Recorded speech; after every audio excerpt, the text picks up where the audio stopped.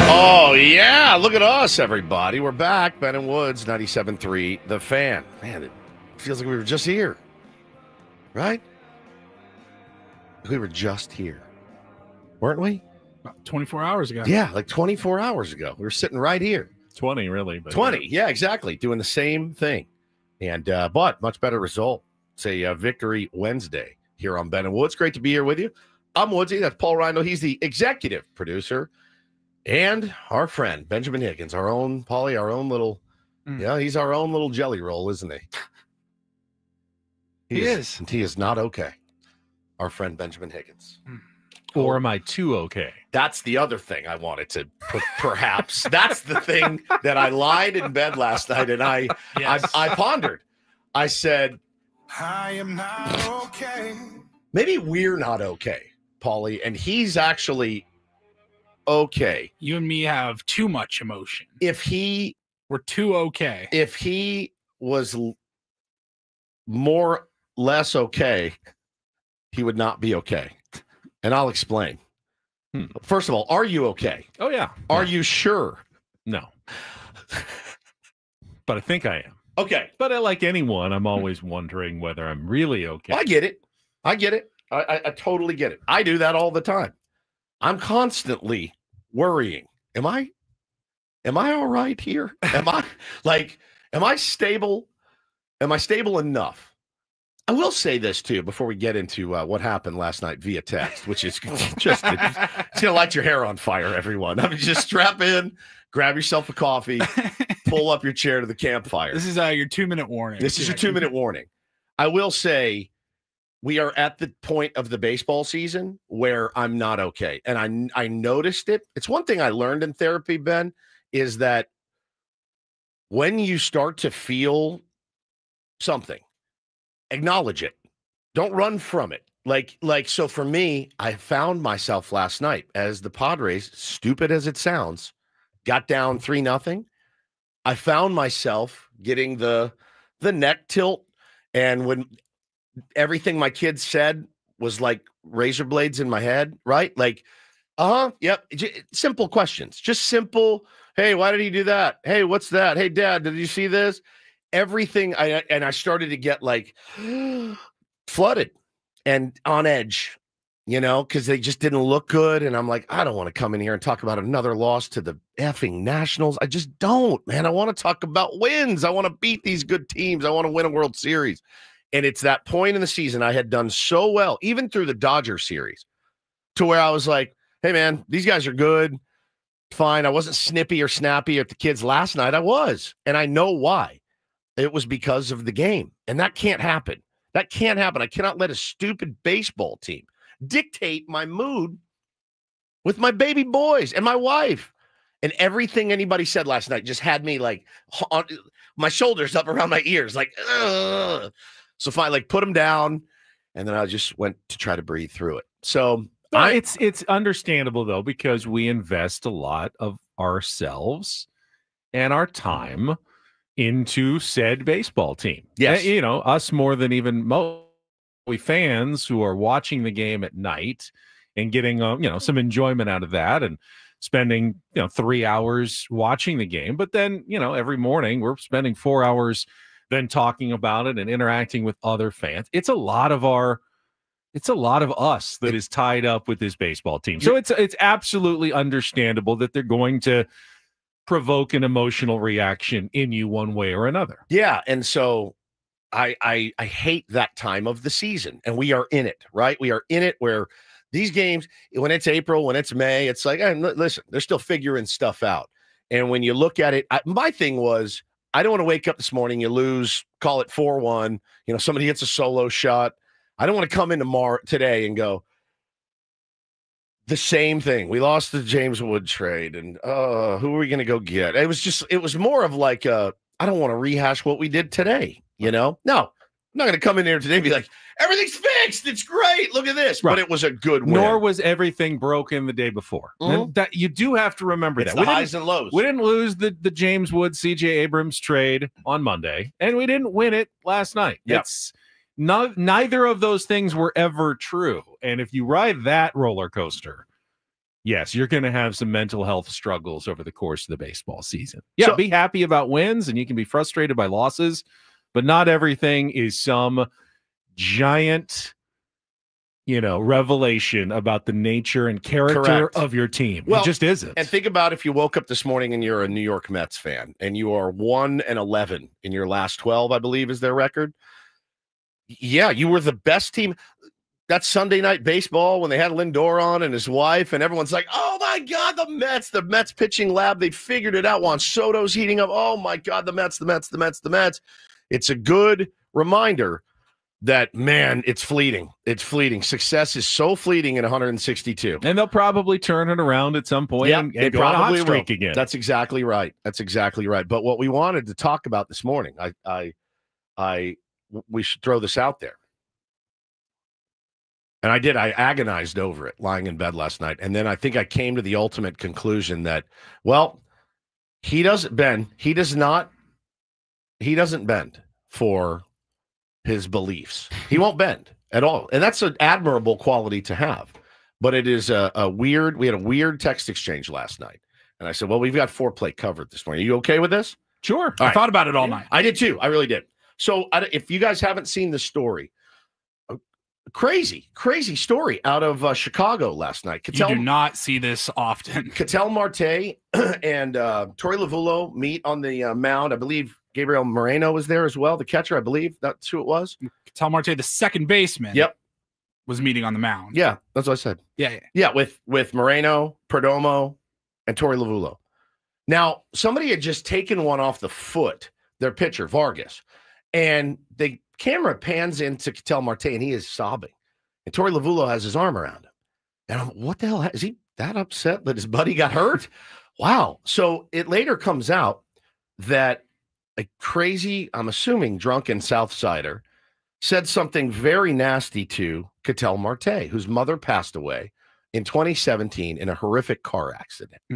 So a fan heckles him, and it gets to him, and he clearly crossed the line.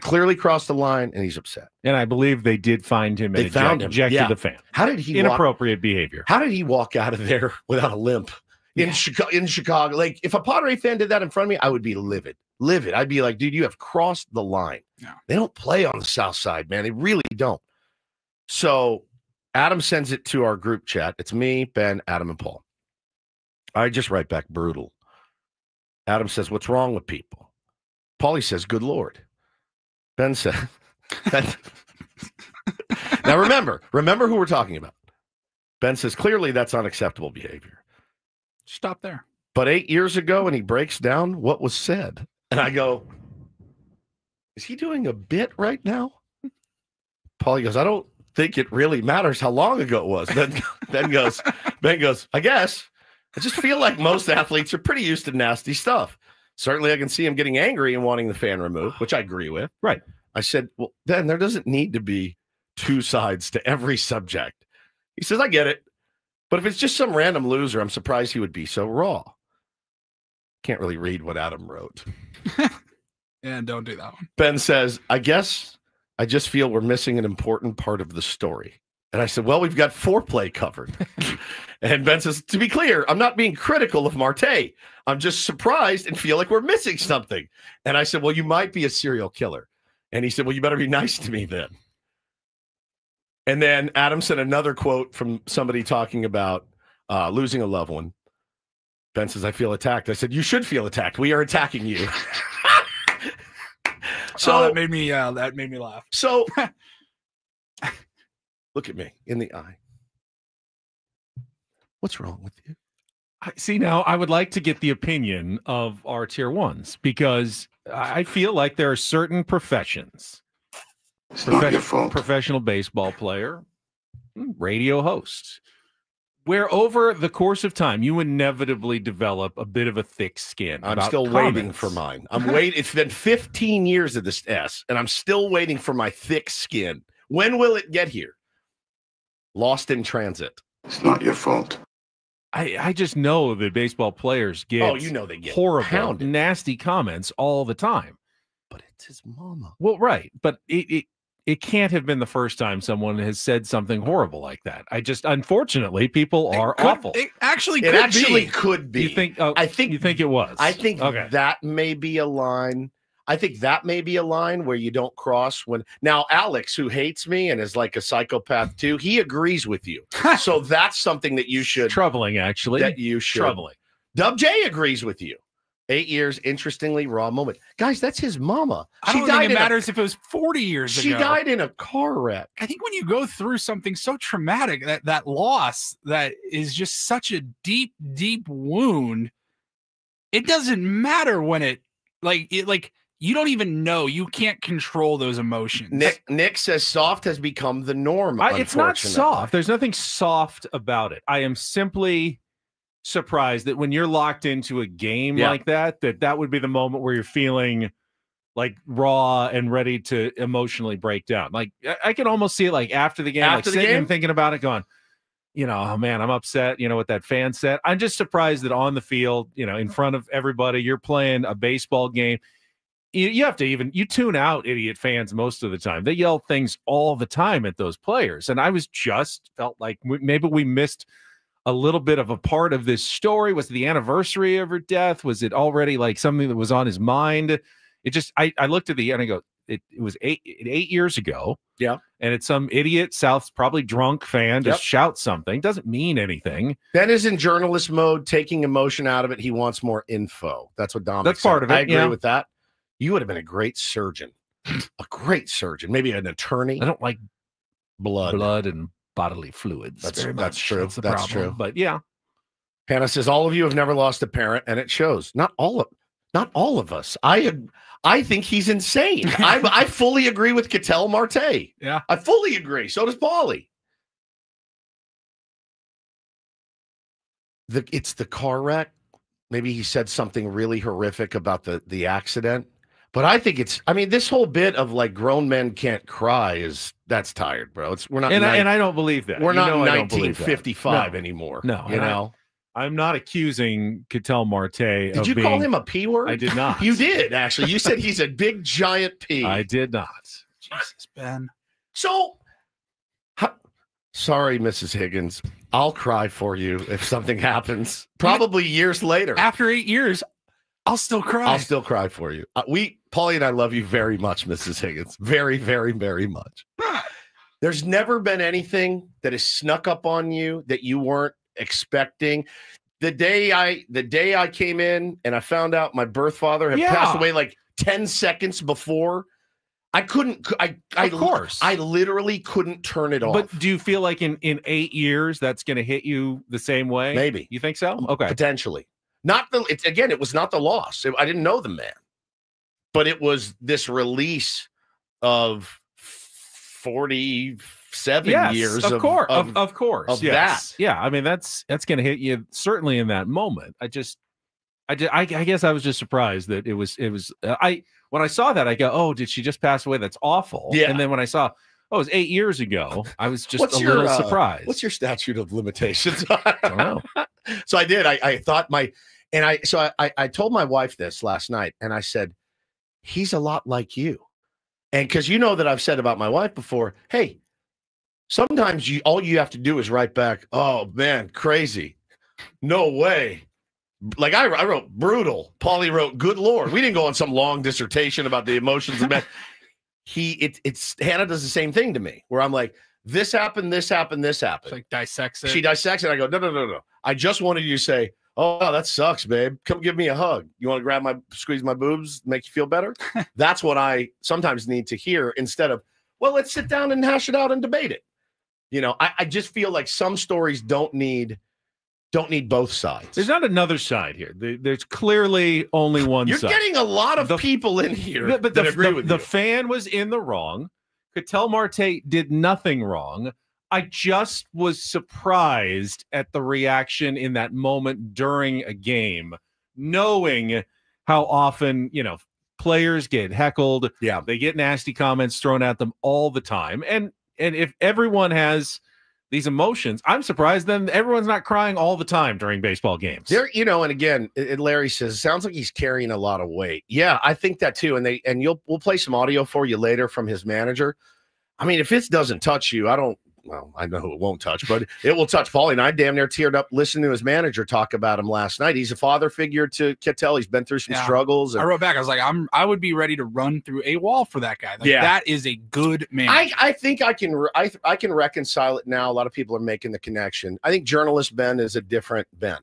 I think journalist Ben, that's what kicks in when you see a news story like that. I think that kicks in for you. So there's an element to that, especially now lately, as I've been doing more of the news. And you are reading, it's just just horrible stories after horrible stories, and you can't let it in. I mean, you cannot. That's true. Stop and ponder and think about the emotional consequences of just brutal stories.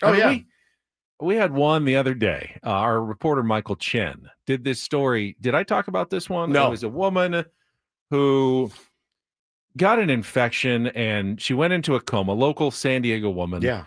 And she's like in a coma for 3 months. And she wakes up and it was like the, like MRSA or whatever. She wakes up and they have amputated half of one leg, most of another leg, an arm, and everything. This all happened while she was out. So she wakes up to adjust to this, and she's like, he's at her house interviewing her and talking about the emotional devastation of it all, goes through the whole story, and then he does his stand-up at the end, and she's sitting in the wheelchair in the back, and he goes, and she's trying her best to learn how to live under these new circumstances, and then he cuts with her 2 autistic children. I'm going, Michael, this is too much. This is too much. Yeah, it's too much. Yeah, like you said, sometimes you can't let it in. I'm a big head in the sand guy with a lot of that stuff too, simply because when you doom scroll for so long, you're like, I'm affected by this. This is affecting me. But after laying there in bed last night saying, and I started to think, well, at least you're honest. Like there's a part of your honesty that should be commended also. Because I think a lot of people do just go, oh, wow, that's crazy. But I do think there's a time to pick and choose when to say that's crazy or, all right, is there more to this? All right, Larry, I see this because he says our son was in a really bad accident. And every time we drive by that spot, it triggers the bad memories of what could have happened that day. I understand that 100%. I remember as a child that on our street growing up in Olivenhain. Yep.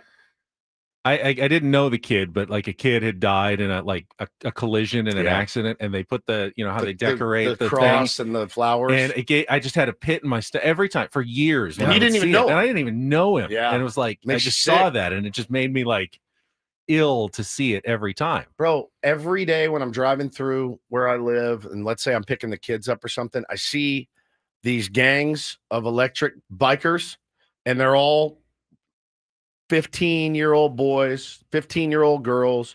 They're riding on there, some of them without helmets, some of them standing up, some of doing goofy stuff, which, by the way, we all did 15 and 16-year-olds do. And I swear to God, I want to stop sometimes and say, hey, I'm not here to yell at you for being unsafe. I just want to tell you somebody loves you. And somebody would be devastated if something happened to you. I get that sense all the time. Like the feeling of pull up to this gang at 7-Eleven and be like, can you guys bring it in here real quick? I feel like Charles Manson. Can you guys bring it in here? Come out to my ranch deep in the country. I just want to tell you guys that someone loves you. So please be careful. Somebody would lose their minds without you. Don't do anything reckless. I know you're going to be a little bit reckless. Please keep your wits about you, because I think of it every single minute of every day. And, we talk about it all the time. You've seen those things going around Encinitas. They go 45 miles an hour. They're basically cars. They're motorcycles. And, a couple of kids in the neighborhood have them. And I looked at Hannah. I go, there's no over my dead body. I'll drive this kid anywhere he wants to go. Anywhere he wants to go. I'll get him. I would pay for a chauffeur, like anything to keep him off one of those things. You can't protect him from everything, but I can protect him from that. And so I think about it every single day, but it was emotional. And we'll play you the very emotional audio from Tori Lavulo later. It was really sweet, but I thought about it and I said, you are maybe the most fascinating man alive. Maybe the most fascinating man. on the planet. But I get your point. I do get your point. All right, we have to get started on this program today. If you were listening yesterday, you know that we have a pretty spectacular giveaway coming up later in this show. We will tell you how that will happen and more of what's coming up after a quick check of traffic here on 97.3 The Fan. From the 855 Get Ross Traffic Center, protecting San Diego after accidents or injury, here's Kelly Danick. This traffic report is driven by Manny Sedano Ford in La Mesa, wishing all dads and grads a great June. Good morning. We're off to kind of a busy start. Got this collision on northbound 805 right before the King Freeway. It's blocking middle lane, several cars involved. Also northbound 5 near Hawthorne, 2-car collision over the right shoulder. And now getting reports of car fire on southbound 5 just before Genesee. It's over to the right shoulder. Dads, grads, and serious savings only at Sedano Ford in La Mesa. Get the F-150 STX Super Crew Cab for $299 a month. Or how about the Bronco Big Bend for $271 a month? For more details on these offers, visit local and veteran-owned SedanoFord.com. I'm Kelly Danick with Ben & Wood, San Diego's #1 sports station, 97.3 The Fan. So yesterday at our 9 o'clock hour, Padres Senior Vice President Jacqueline Lash joined us to talk about some of the things going on at Petco Park, including the much-anticipated visit this September of the Savannah Bananas. People are putting their names into a lottery to get tickets. They have not been distributed yet, but she had a pair that we are going to give away. The first pair, as far as I know, to the Savannah Bananas games in San Diego in September. And we're not going to make you wait too long.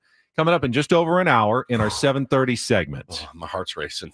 Yeah, no kidding. We are going to play Peel of Fortune. Peel of Fortune. And someone in our Tier 1 audience is going to win the first pair of Savannah Bananas tickets. Now, we're going to have 2 contestants. You guys are going to be the proxies because we can't have two people on the phone at the same time going against each other. So, Woods, you will play for one Tier 1 from the phone lines. Okay. Paulie, you will play for another Tier 1 from our YouTube stream. Oh, I don't want to let you down. So if you want to get on our YouTube stream, that's a chance to jump in and perhaps get be a contestant for our game. You'll go head-to-head, and then the winner will win tickets for one of our Tier 1s coming up at 7:35. Incredible. Peel of Fortune. But is it like a Wheel of Fortune? I couldn't really come up with It's hard on the radio. Blank. Okay, write this down. Blank, G, blank, blank, G, blank, R, blank, blank, D, space. It's just like I wanted to do it so badly, but I thought that is not going to work on the radio. It's just not going to work. But we have to do it at the same time. We have to say Peel of Fortune like they do it. Yes. 1, 2, 3. Peel of Fortune. Yes. Save that. We'll play it when it's done. So good. It's also a Big League Wednesday. Yes, we got a awesome guest, Mike Cameron, coming on the program today, former Padre and Mariner. I want to say, Paul and I both had the time of our lives where we loved watching Mike Cameron when he was in Seattle with the Mariners, when he came to the Padres. Really fun player. That is a guy who, when he got moved to the Mariners, I don't remember if he signed or was traded. His job was to replace Ken Griffey Jr. Yeah, have fun. And I really felt like he took that as like a badge of honor and as like a challenge, and he embraced it. And I know he did. He was here for what, 2 or 3 years? Yep. In San Diego. He played on like 9 or 10 different teams. He's a journeyman, but he was so fun to watch, man. I love his takes on the game. I need to double check this with my dad, and I will as soon as I get off the phone, or my mom. I think my mom too. I want to say he lives where my parents live. I want to say he lives like in their neighborhood, or he did for a time. So, a lot of connections to Mike Cameron. Anytime we get to talk to a former big leaguer, an outfielder, my wife made the point last night. We were watching baseball, and she goes, "Is it just me, or are we seeing like the greatest outfield play we've ever seen?" I go, "You may be on to something." I said, outfielders these days, think about the plays that have happened at Petco Park over the last 4 days. Think about the plays you see from what the hell's his name? The A's, the young kid. It's not Daz. It's not Daz. No, but there's a Z in it for sure. What is his name? His name again? He's unbelievable. I know. Think about Pete Crow Armstrong. Didn't have the best day yesterday. Denzel Clark. Think about some of the outfield play we're seeing right now. She goes, it's like nothing. She hasn't been watching super long, but she goes, these guys are getting really, really good out there. I said, you are not wrong. Very astute observation. We will have our regular features, Don't Do This, Take on Woods, and the Reindl Report. And, of course, coming up next, Padres Wrap-Up of the 4-3 win. We'll talk all about it. Also, before we get to that, though, I do have to share. I narrowly avoided a humiliating moment yesterday, just narrowly, as did our friend Tom Seidler with the Padres. Both of us at the same time. Did you guys catch my stomach bug? No, but I'll tell you what happened to us that both left us fairly shocked yesterday when we were together at Petco Park. That is coming up next with Ben and Woods on San Diego's #1 sports station, 97.3 The Fan. Speaking of losing loved ones, of course, it's time for us to talk about trustandwill.com. Practical side of me says, of course, you want to be prepared in case anything happens to you. Maybe you can ease that pain of your loved ones once you're gone by helping them avoid a long, messy, expensive process called probate court, which is what happens when you pass away and you don't leave any documents, instructions for your family as to what should happen to your assets. I'm actually surprised you didn't start it with, I hope Cattell Marte's mom used trust and will. Thought about it. Yeah, it's just practical. Yeah, it is practical. And also, look, these days, I want things to be done right, and I want them to be easy. I don't want to go sit in somebody's office and hash through this stuff. I want to sit in my office and do it. That's exactly what I did. Go to trustandwill.com. Use the code FAN when you check out, FAN. Going to give you 20% off, plus ship you your estate documents for free. And yeah, man, we're traveling, everyone's moving around. Like, want to make sure all this stuff is locked up, and you want to make sure that it's done and your family's taken care of. We did it. It's quick and easy. You can do it as well, and then have that peace of mind that it's taken care of by going to trustandwill.com. Use the code FAN at checkout. It's trustandwill.com.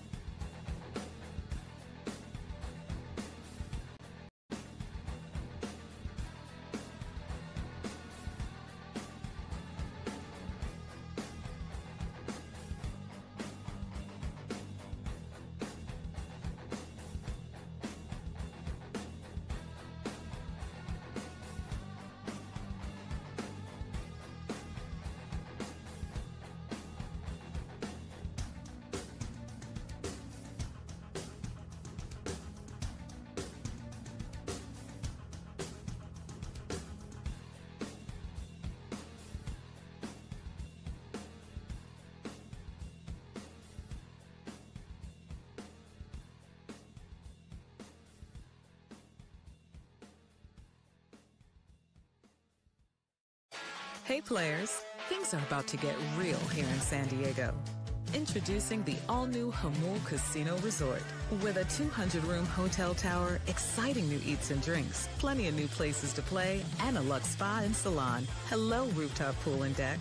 It's where players can play their hearts out and enjoy all the perks that come with it. It gets real this summer at the all-new Jamul Casino Resort, the players' place.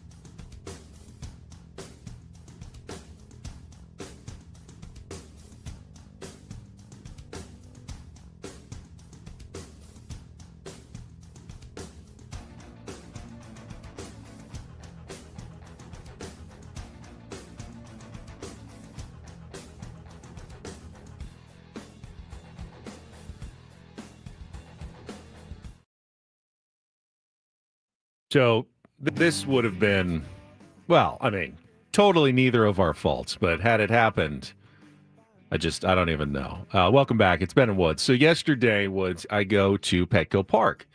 I have an interview scheduled with Tom Seidler, our friend, Padres vice president, brother of Peter Seidler, one of our favorite people in the organization. No doubt. Channel 10 is having me do a story on the late Billy Beane. It's Pride Month, last couple of days here in June, and just wanted to talk a little bit more about his impact. Of course, passed away last year, but Tom had gotten to know Billy, who worked in the Major League Baseball office on, diversity and issues like that after he came out of the closet following his playing career, and was a real trailblazer in pride and in baseball. So did the interview. We're standing.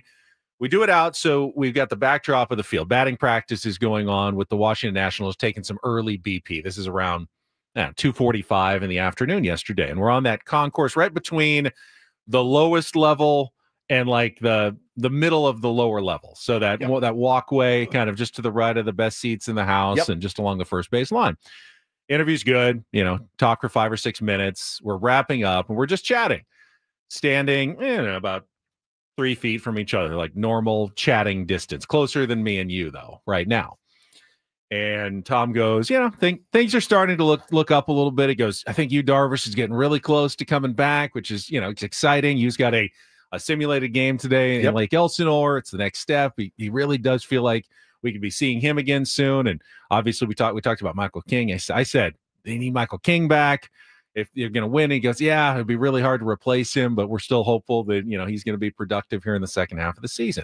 And just as we're about to say our goodbyes, and again, remember, we're really close. You went in for a kiss? No. Oh. So we both see right in between us, like right in front of our faces, the biggest out of the sky, giant. Oh, no. bird dropping I have ever seen. We hear it splat right between both of our shoes. It was so close to landing smack a dab on one of us or the other. And we just both went silent and go, oh, we just dodged a major bullet there. I mean, that would have been mortifying for either one of us had it happened. And obviously not our fault. We immediately said, all right, we're goodbye. See you later. We have pressed our luck enough. We are getting out of here right now. I thought an eagle must have been flying over. This was not some little it's a California condor pigeon dropping. This was splat. I mean, so loud. Once it hit the ground, what was the circumference? I would say 5-6 inches, 7 more, 8. Think of like maybe if you like put four or 5 quarters like on the ground all together. I mean, just like a big giant splat. Just a load. Just a doo-doo load. As Eric Wetman says, holy sheets. Holy sheets. There's a lot of birds there. I noticed some. Especially during the day. We got dive bombed the other day sitting in our seats. Everyone in our row went like this. Whoa! Like he buzzed the tower. And the Admiral's daughter, Penny Benjamin, totally buzzed us. I mean, we were just like, hey, oh my God, what are you doing here? Beat it. Birds scare the crap out of me anyway. I'm terrified of birds. By the way, Penny Benjamin over Charlie. Every day of the week and twice. No offense, Charlie. On Sunday. Are you kidding me? Penny Jennifer Benjamin. Connelly? All the way. My God. I just started to sweat. Oh, Maron. Top Gun 2 wasn't a great sequel for no reason. Yeah, that's exactly right. I need more Jennifer Connelly in my life. Thanks for completely derailing me. It's all to think about for the rest of the day. That's all right. We've got our Padres wrap-up. They pulled out a 4-3 win over the Washington Nationals last night. We will go through the game, all the highlights. Jesse, the Incorporator's coming up soon as well. Next here on 97.3 The Fan. From the 855 Get Ross Traffic Center, protecting San Diego after accidents or injury, here's Kelly Danick. Traffic is brought to you by Valvoline Instant Oil Change, your 15-minute drive-through oil change. Busy on a couple of our freeways. Northbound 805 before the King Freeway crash has been moved over the right shoulder. Also, two-vehicle accident northbound 5 at Hawthorne. That's over the right shoulder. And we got a car fire on southbound 5 right before Genesee. It's over to the right shoulder. Unfortunately, it looks like this may have touched off a brush fire. So, yeah, watch out for some activity there. Southbound 5 right before Genesee. San Diego summers mean beach days, road trips, ball games. Make sure your ride's ready with Valvoline Instant Oil Change. Drive in, stay in your car, and be done in about 15 minutes. No appointment needed. For coupons, visit SoCalOilChange.com. I'm Kelly Danick with Ben and Wood, San Diego's #1 sports station, 97.3 The Fan. I love winning, man. I love winning. You hear what I'm saying? It's like better than losing. Miss any of the Padres win yesterday? Ben and Woods didn't. Yeah, absolutely. We've got you covered with all of the highlights. Oh, yes. It's the Padres Wrap-Up. Brought to you by Jamul Casino Resort. Things are about to get real with the all-new Jamul Casino Resort. With gorgeous rooms and exciting new eats and drinks. It gets real this summer at Jamul Casino Resort, the player's place. I want to go fast, but I want to go slow, and I want to go deep. He squares, bunts it back towards the mound. It's a squeeze. Berger shuffled pass home. Maldonado's tag, not in time. Throw to third, not in time. It was close to the plate. Had to wait a moment to see what the call was going to be because the slide by Lyle upended the home plate umpire, Gabe Morales. Either way, a squeeze bunt, and the Nationals take a 1-0 lead. Berger ready. Here's the next, and inside ball 4. So back-to-back walks here with 1 out. The first load of the bases. This one will bring home the second Washington run of the night. It's 2-0. And the first pitch on the way is a very late swing. Tapper up the first baseline. Morejon barehands it. Spins, throws to first in time. Run will score as Young crosses the plate. Abrams up to second. And now 3-0 Washington in the fourth. Bogart swings, rolls it slowly to third base. House charges, has it, throws to first in time. Suarez comes in to score, so an RBI ground out, and the Padres are on the board. It's 3-1. Cronenworth swings to the first pitch, lines it deep to right. This one is off the wall. Sheets will score. Cronenworth on his way to second. The throw, not in time. RBI double Jake Cronenworth, and a 1-run game here in the fourth. Williams' first pitch here, hit in the air to deep left center field. What is back? This one is gonna go! Martin Maldonado ties it up. His 4th home run of this season. And another Maldonado ambush has made it 3-3. 1-1. Iglesias swings, hits it on the ground at first base. Lowe has it, brings it to first. That's all they'll get. Sheets slides home. And for the first time tonight, the Padres lead. It's 4-3. 3-2 pitch. Wood swings and misses. Strike 3. Another changeup. That's all he saw. And Suarez slams the door in a 1-2-3 ninth inning, as the Padres come from behind to beat the Nationals by a final of 4-3. Yeah, unorthodox. As soon as we look up, Burgert, who everything looks to be negative, which is positive, and we'll take a day-to-day with him, see what that looks like. I mean, that's a bad spot to get hit at 103. And so, you're looking at the top of the order and going into the game. We knew we had some pin availability. And it was like, all right, we're down to a lot of confidence in our offense. And let's ride. Let's go. Brilliantly managed game, I thought, last night by the skipper, Mike Schilt. Is he a little under the weather right I don't know. now? He was. We had a lot of sniffing the day before and then some coughing. So I wonder if Mike Schilt has a bit of a cold bug that he's battling right now. Stay away from him in the scrum, Ben. By the way, save that. I would love to keep everything is negative. We knew which we is had a positive. Everything is negative, which is a positive. I love that. It's a good sound. Really, right really there good. From our manager, Mike Schilt. I like that one too, Paulie. That's more Poor us, Mike. actually. Going into the game. Don't make him hate us. Louis. We knew He we had. already hates us. Are you kidding me? Trust me, that's not going to be the That's reason not why gonna he be hates the us. reason. I guess I should have thrown in there. I can't wait to celebrate with him in Philly. Go have some beers with him. Maybe he would have a beer with us. I bet he would. I bet he would. Yeah. I'd like to buy him Absolutely. dinner. He had to manage his butt off yesterday really did. after losing his starting pitcher in the top of the 4th inning. Ryan Scary. Burgert, who was shaky all the way through the first He 3 was. innings. Lucky to give up only the 2 runs that he did. Was eventually charged with the 3rd when Young, who hit the line drive back at him at 103 miles an hour, knocked him out of the game to start the 4th. And at that point, Mike Schilt, whatever his plan was, light it on fire, and let's figure out a way to win this game. And Mike Schilt went aggressive. I thought, okay, here comes Adrian Morejon. Been your best reliever. Phenomenal. All season long. Well, but you're bringing him in the 4th inning here. And think about the lane. Of course. The lane later that you could have needed him for the C.J. Abrams. But you did use him to get Abrams and Wood, and I know they scored a run that inning. They didn't even get a ball to the infield dirt, and they ended up scoring that run, which was unfortunate. It put the Padres down 3-0. But after that, I mean, the bullpen lights out. Get Morejon, and then Adam, and then Estrada, and they're all working a little bit extra, but all efficient. And then getting it to Suarez in the 9th to keep them at 3 the whole way and give your offense, which did not just hit Trevor Williams all around the yard like I think we were hoping it would, but got just enough offense done to pick up the 4-3 win. I mean, it was ugly. It was as ugly as a win as you're going to find. But we take ugly wins. We take pretty wins here on this program and for this team. And I think, there's certainly things you can pick apart. The bases loaded. They walked the bases loaded.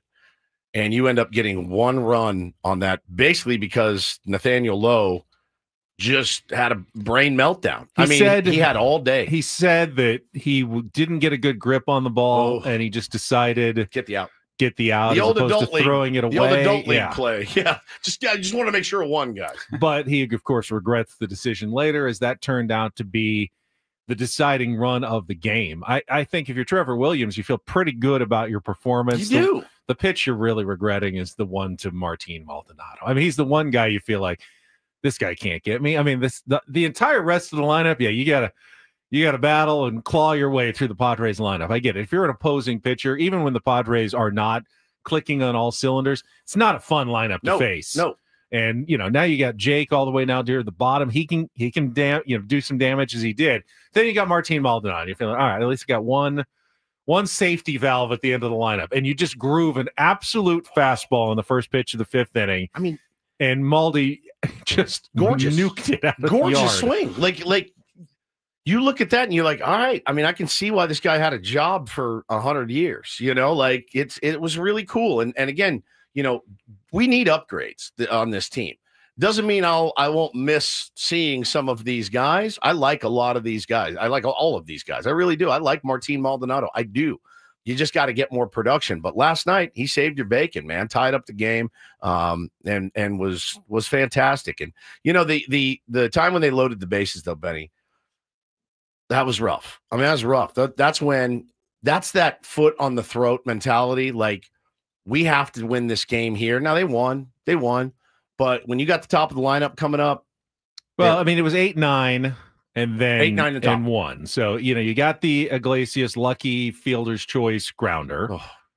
Maldi Cade, yeah, I believe. That was 2 outs. And then Toddy comes up. And then Toddy comes up with little 2 outs. It didn't come through. I mean, not going to come through every single time, True. but that's why the Padres need to upgrade the bottom of their order, because the best opportunity you may have, if that's a playoff game, your best opportunity to score. You walk the bases loaded and you go, oh my God, we're at 8-9 here, and we've got this is it. This is our chance to, like, the season is on the line, and we've got Iglesias is. I know he won a game for the Padres a couple of days ago, but he's hitting 228.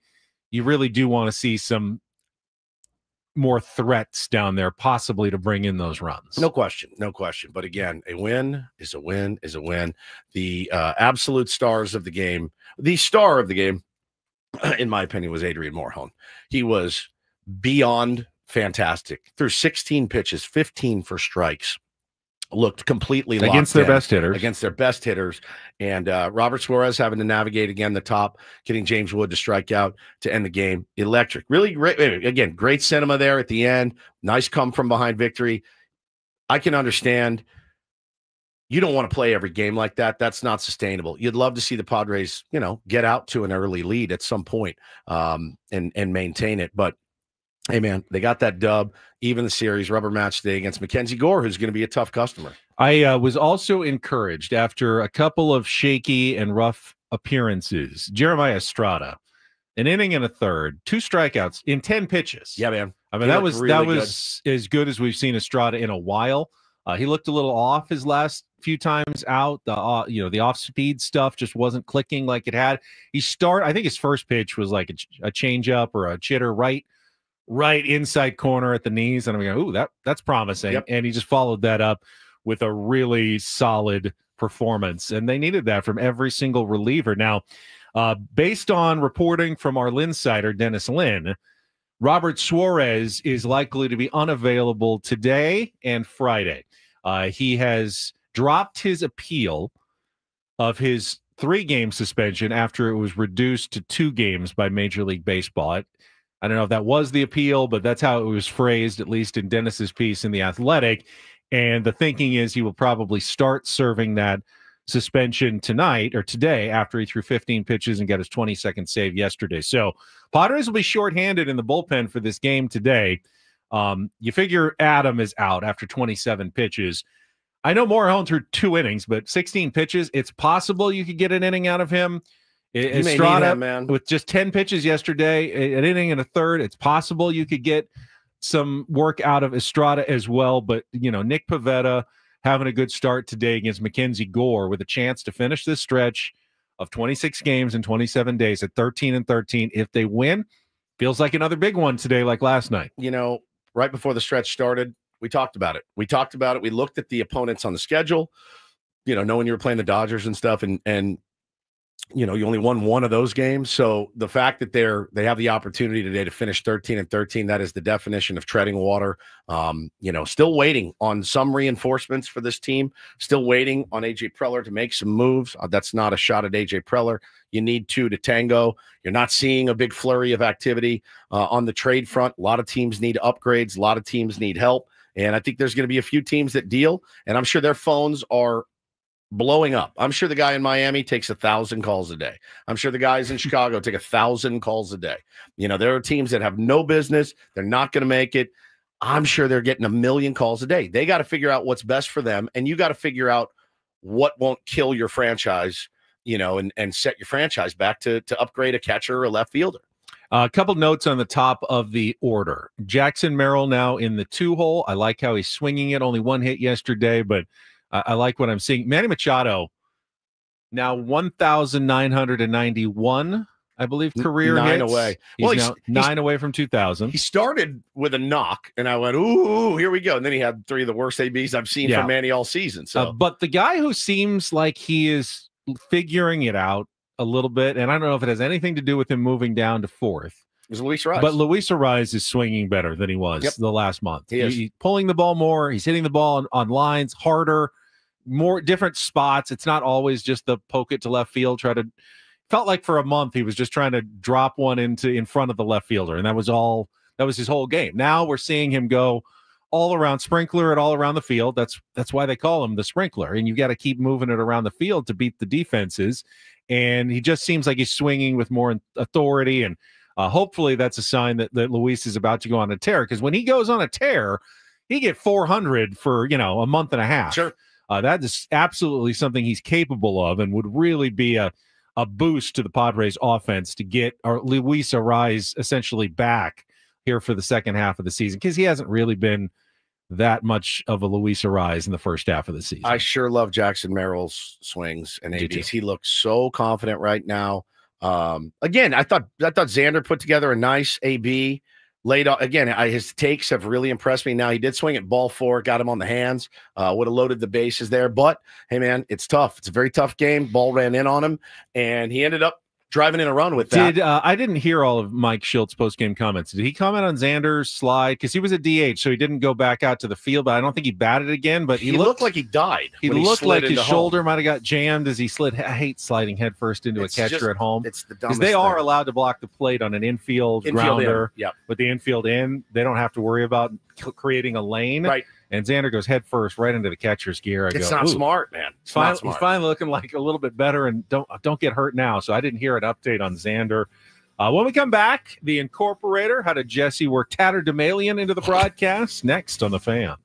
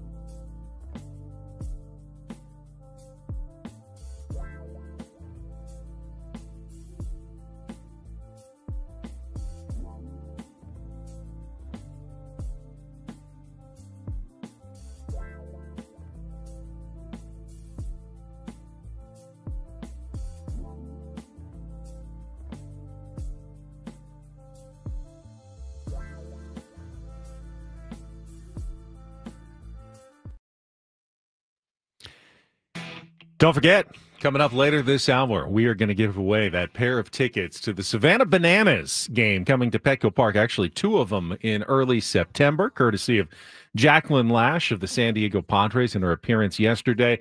Again, Woods and Paul are going to play against each other, and they're going to play for one of our Tier 1s on the phone lines and one of our Tier 1s in our YouTube stream. And whoever wins, you will win the tickets for that person. I know you'd like to keep them yourself, Woods. For my wife, but you can't. The Savannah Bananas, they just came along at the perfect time. They're kind of that mix of viral, kind of cool, Instagrammable content, and everybody has just gone bananas. Bananas, exactly. We had them on this baseball team. We had them on way early. We had we had the head coach years ago. Like for maybe 3 years ago when they were really just starting to make some waves on Twitter, and seeing the clips come out, and I'm not torn. I get it. I totally understand it. It's definitely not. I think they get unfairly criticized. Well, welcome to 2025. Yeah. I mean, this is. No, I know. This is what it is right now. But like, they're not hurting anybody. No, I don't think you can criticize the Bananas, but be like, but I'm going to take my kids to see the Harlem Globetrotters. Right. Like, it's the same thing. Yeah. It's just, they're not trying to be something other than what they are. Yeah. They're not trying to hurt anybody. Right. And I think for me, my wife is so gung-ho about getting tickets to take the boys. And they both have Bananas hats. They have shirts. Like, they like the thing. But my guess, knowing them, is they'll make it about 15 minutes is my guess. Like, she's going to lay out for these tickets. She's going to go wait in the long lines or whatever. And I think they'll be over it in about 15. They keep it moving, though. I mean, maximum 2-hour games. I could be wrong. I've been wrong many, many times. I think the idea of being able to catch a foul ball and get an out is very engaging for fans. Obviously, it would never work in the big leagues. That would be stupid. But for a Savannah Bananas games, I think that's absolutely genius. Now, like Larry said in the chat, Woods will be eating banana pudding the whole game. Now, that's something I could get behind. I'm now getting tagged by every person that goes to Petco Park that gets the banana pudding. And they're like, you were right. And I texted a buddy the other day. I go down. Here's where you get it. And I said, make sure you have something to hold on to. And he texted me back later. He goes, good God. It's unbelievable. That's not the only thing you're getting tagged in. Are you going to share the text you got yesterday? This was pretty funny. I need somebody to calculate the odds. You're an odds guy. You're a math guy. These ones are pretty long. You know how I'm San Diego's concierge. We've talked about it many, many times. I get a lot of messages about, Woodsy, do you have any idea on this? Do you know where to go? What's the best breakfast place? Where's the best gas station for the cheapest gas in the Mission Valley area? Is Target running a sale right now? What do you think? Do you like Home Depot? Is better? Is there one by Lowe's? Which one? Yeah. So I get a lot of that, and that's okay. I have fun with it. But days like yesterday make me go, maybe I'm in the wrong business, and I literally should just be a concierge. I remember years ago, I met with a mentor type, and he talked to me for about 2 hours, and he goes, you know what you'd be really good at? And I said, what? And this is when I was young, maybe 21, 22. He goes, a maitre d', or like a concierge at a hotel. He goes, you'd be phenomenal. You can Cousin Richie. You can work the room. Yeah, Cousin Richie from the Bear. He goes, you're good at working the room. You got good mouth game. Like you. That sounded weird. Sorry about that. You're the throat goat. He's like, you're good. You're amiable. You're personable. You'd be a good like concierge or a maitre d'. And I go, okay, I'm gonna try something else. But maybe that's what I missed out on, because yesterday I got a DM, and I love this dude. God, you could be like the crazy hotel manager at the White Lotus. Yes. I fit right in that. Yeah. So I get one yesterday from our boy Apostle. He says, Woodsy, sorry to bother you with this, but is there any way that you know how to get a ball authenticated after the fact? Or did I blow it by leaving the park? Thanks, bud. He caught Manny's home run ball the other day. Oh, cool.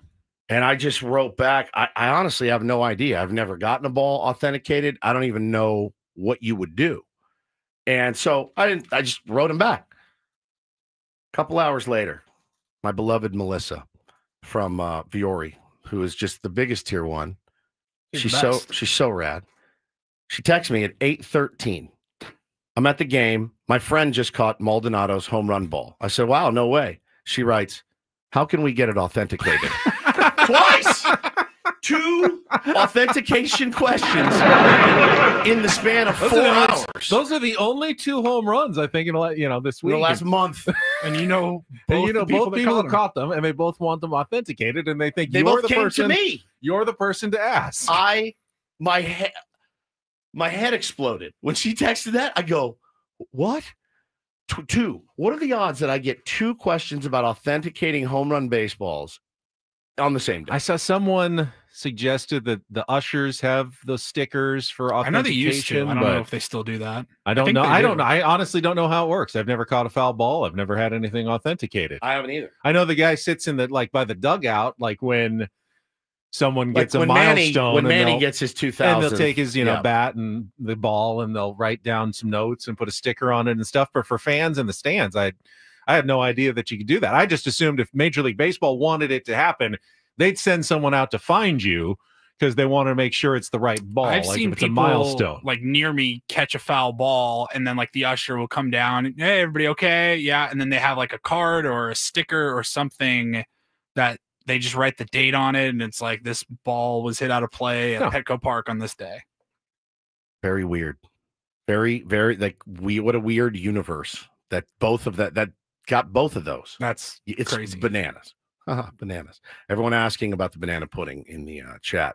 Diego, when you walk into Petco Park, if you come up the stairs by the fountain, turn right, go into Seaside Market, get there early. These sometimes will sell out 45 minutes before first pitch. Walk into Seaside Market, back in the market. You'll walk past the registers, the new fangled modern registers. We got the hot food on the left. Yep, hot food on the left, but it's right there. It's right next to that. There's a big glass case. And at the top of it, they fill it with as many banana puddings as they can. Some days it's in the helmet. Some days it's in the Western Metal Supply. Take what you get. If they give you a thimble full, it's worth it.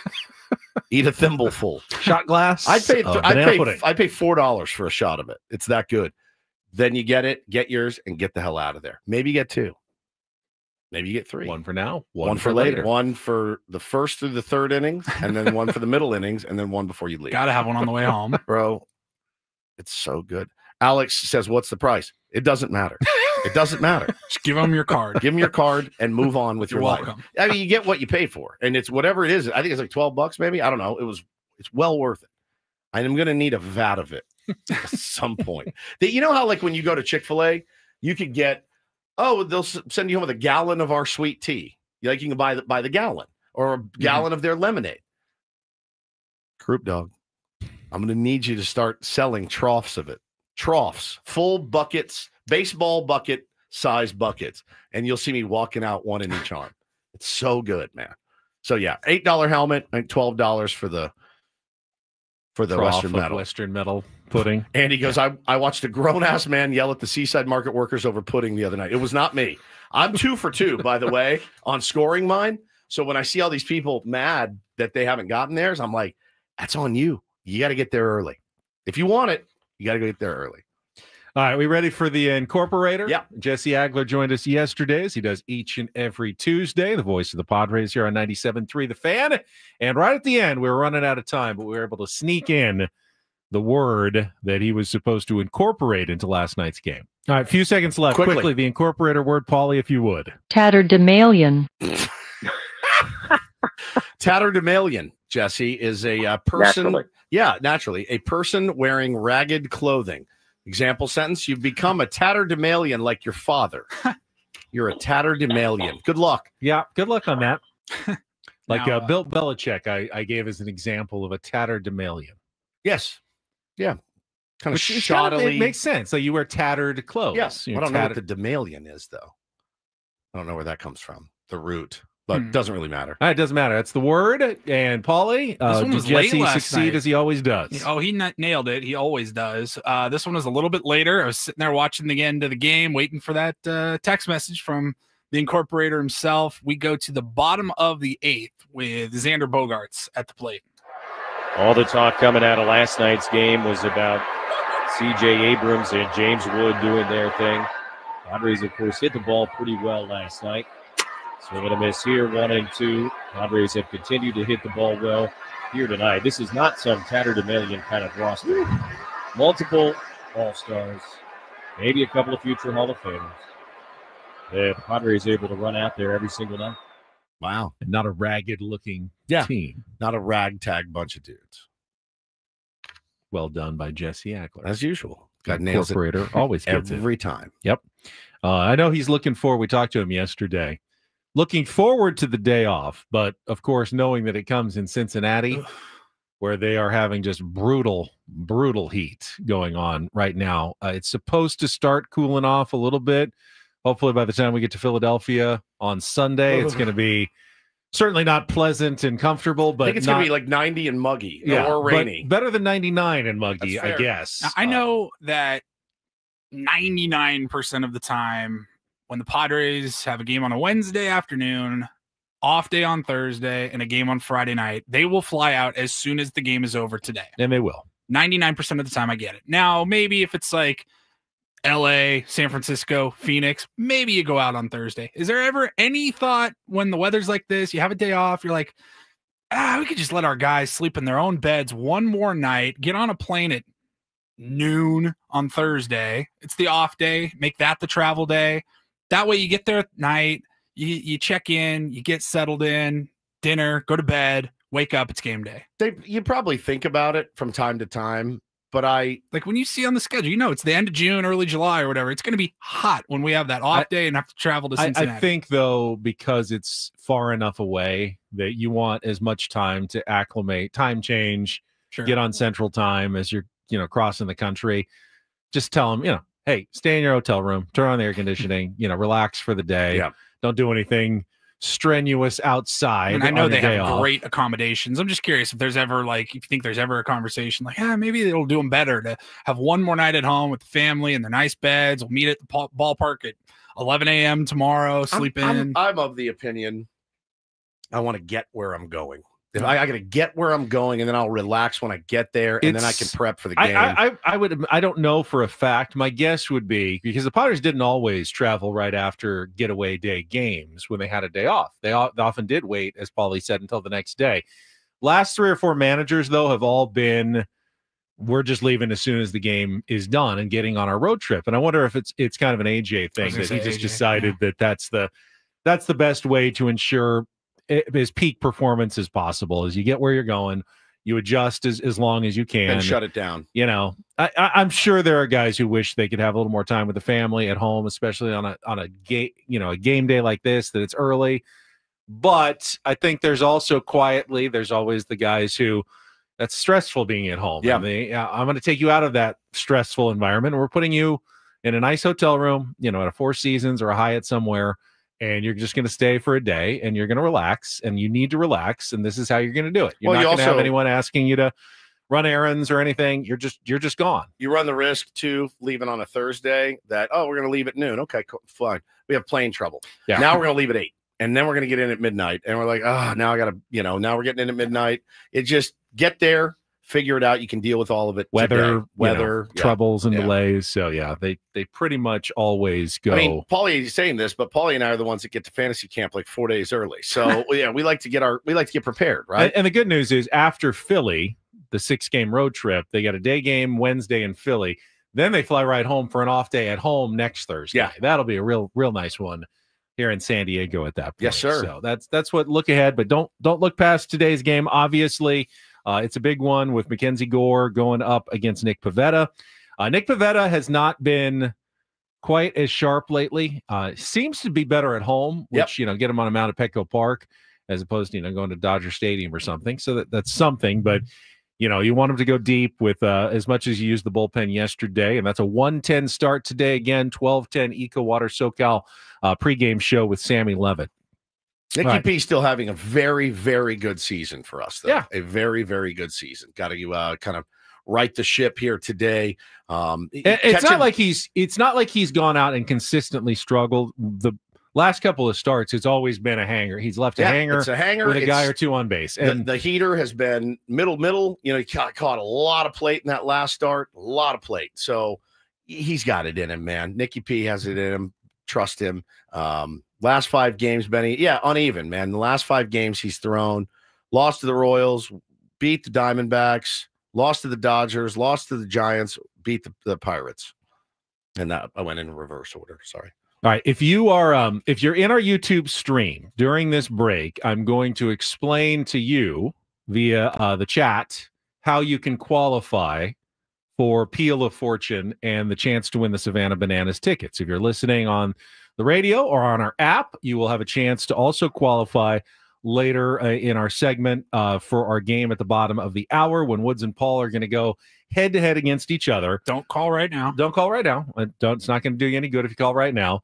And the chat, I will let you know what you need to do to try to qualify. Give everyone in there this morning a chance to win the first 2 Savannah Bananas tickets, as far as we know, in San Diego at all for their appearance in early September at Petco Park. Jacqueline told us yesterday the lottery hasn't been drawn yet. Right. So I believe that these are like 2 of the first tickets to, like, you'll be one of the first people to know you're going to see the Bananas in September.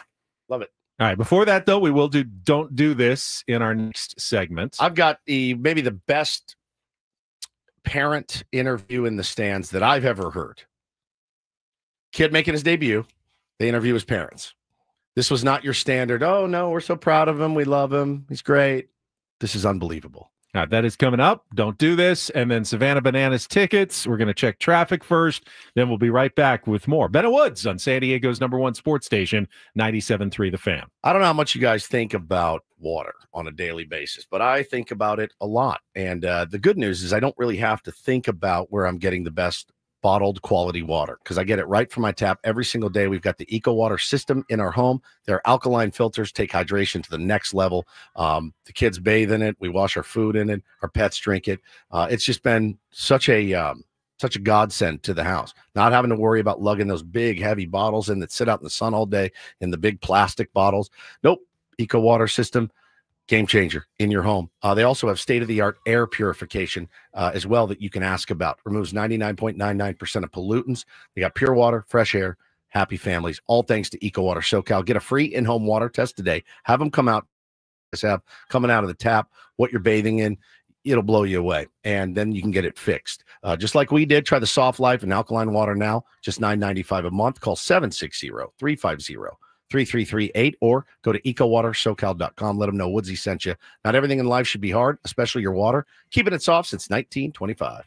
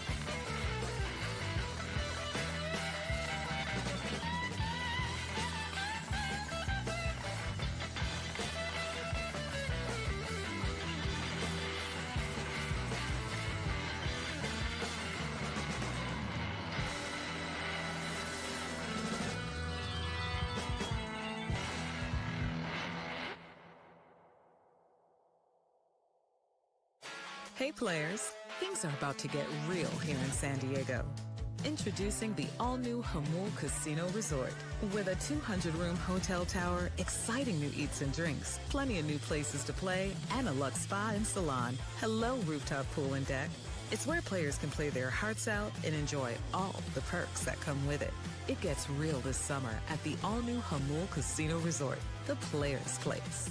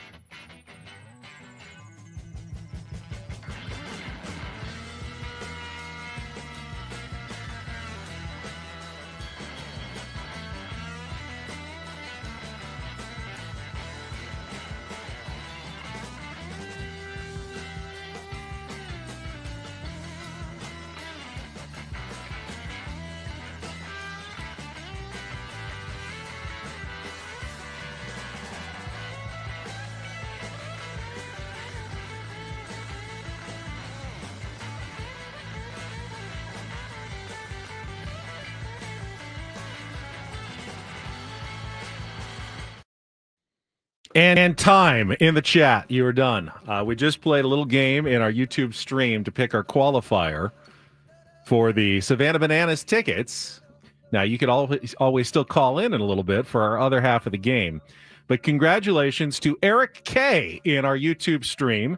You were closest to the actual number, 466. He guessed 464. Was the first one in with that one. Nice, so Eric K., you're in. You are now one of our two contestants that Woods and Paulie will be playing for in our next segment for Savannah Bananas tickets. We will qualify someone else here in just a couple of minutes. So hang on for that. First, though, it is time for Don't Do This. It is brought to you by Trust and Will. Don't. Leave your entire estate, house, kids, and life savings up to chance if and when you die. Do. Set up a Trust or Will online at trustandwill.com. This is a lot more affordable than you think. Visit trustandwill.com for more info. Get us started, Woodsy. All right, we will bring back the story we talked about in the open and give you the whole thing as we have it. Arizona's victory yesterday over the Chicago White Sox on Tuesday night was a bit marred by a fan's insults about Ketel Marte's late mother. Left the Diamondbacks second baseman in tears. He was visibly upset on the mound. I think they were making a pitching change. And the incident happened when he came to bat in the top of the seventh. Now, his mother, Elpidia Valdez, died in a car accident in 2017 in the Dominican Republic. And a White Sox fan yelled something out to him. I don't know exactly what was said. Whatever it was, rattled him to his core. And he got really emotional thinking about it, hearing that from the stands. Kind of a jarring situation for Ketel Marte. But he declined to speak to reporters after the victory. But he was consoled by his teammates, consoled by his manager, Torey Lovullo, who shows a really incredible human side here in this audio. We have to go to Ketel Marte, and there was obviously a very emotional scene out there, and we know how close you are with him. What can you share with us? It was a terrible moment. Fans are nasty, and fans go too far sometimes. And I love my players, and I'm going to protect them.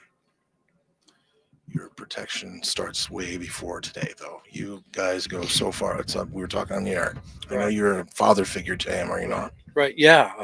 You know, I've known Cattell for 9 years, and he's had some unbelievably great moments and some hardships as well, and some really, really tough moments in his life. And I know those. And at the end of the day, we're human beings and we have emotions, and I saw him hurting and I want to protect him. Can you tell us what you told him? I love you and I'm with you and we're all together and you're not alone. And no matter what happens, no matter what was said or what you heard, that guy's an idiot and shouldn't have an impact on you. It just feels like in the last 48 hours, you guys as a group have pushed back to so much adversity. Yeah. And oh, by the way, you walked away with 2 wins. But yeah, how proud of you of this group? Very. I've been saying that now for the past 10 days, right? We've taken on a lot of water, and the ship is not sinking. The ship is still sailing, and they're responsible for that. I just got to keep it on its course and create a vision that we're going to find our way out of this. And the guys believe that, and they go out there every single day and give me everything they have. And yeah, good stuff from skipper Torey Lovullo. Even a heartless journalist like myself can acknowledge the extreme value of the humanity that Torey Lovullo shows. And, man, I think the Arizona Diamondbacks have one of the good ones as managers. No doubt, man. And just think about how much time these guys spend together, you know, in the course of a season, course of their lives. Torey and Cattell, obviously very close. What you want from your manager. All right, story number 2 involves actually 2 separate players in the same division, both forgetting how many outs there were in an inning in games yesterday. I will start with Pete Crow Armstrong, like MVP candidate, Rookie of the Year candidate for sure with the Chicago Cubs. This one was ugly yesterday against the St. Louis Cardinals. Deep fly to center field with 1 out. Makes the catch right at the warning track, thinks that it's the 3rd out, not the 2nd out. So he kind of flips around by the wall, takes a second. Mason Wynn on second base, tags up and goes to 3rd and just keeps on going and scores because PCA forgot how many outs there were in the inning. Costly as the Cardinals went on to a 1-run win over the Chicago Cubs. I'd imagine that's not a mistake Pete Crow Armstrong is going to make again anytime soon. But it wasn't the only guy in that division who forgot how many outs there were. Pittsburgh Pirates star O'Neal Cruz yesterday was up with a runner at first base with 1 out. No. I thought so. It was Ellie De La Cruz on first. No. This is O'Neal. Another one. This is O'Neal Cruz, yeah. Well, there's another one, too. This is O'Neal Cruz. He was up, 1 out, runner at first, hits a ground ball. They flip it to second. O'Neal thinks it's the 3rd out, so stops running up the line toward first and gets doubled. Double play. Got benched, right? Got benched by his manager for lack of hustle. Don Kelly, the new interim or whoever took over as manager for the Pittsburgh Pirates. He said, quote, he was benched for lack of energy and effort going down the line. O'Neal fell a little short of the necessary effort on the play. The manager non-committal about whether the benching would extend to today, saying we're going to sit down and talk and we'll figure out what happens from here. Now, what happened with Ellie De La Cruz? Ellie De La Cruz was on first base. Yankees are playing the Reds. Ellie's on first. I think Spencer Steer hits a ball into the gap. And Ellie thinks, because there was a runner on 3rd as well, Ellie thinks game's over. We just won the game on a walk-off. So he casually jogs down to 2nd. Oh, no, you didn't. You just tied the game. So he didn't know the score. The other 2 guys didn't know how many outs. You could have gone 1st to 3rd, and now the Reds ended up winning the game. You've never seen a bigger smile helping with the Gatorade bath than Ellie De La Cruz because he got bailed out. There was a play earlier in the week with O'Neal Cruz. Did you see this? The ball hit to center field, and he whiffed it. It was a ground ball, and he just let it get off the side. I did see that, and then he just stopped. He stopped. He did not run after it. He just watched it, and he let his outfielders converge. And that probably factored into Don Kelly's decision to bench him as well. You make one mental mistake, you get 1. You learn from it. You don't let it happen again. You see 2 in a week like that, that's a cause for concern from a manager. No question. All right, for do this. DD Mega Doo-Doo. Same game as the Ellie De La Cruz game. Chase Burns making his major league debut last night. And boy, was he electric for the Cincinnati Reds. Struck out the first 5 batters he faced in the big leagues. Now, Padres fans, he was drafted by your pal, AJ Preller, in the 20th or 21st round a few years ago. Morning, guys. Morning.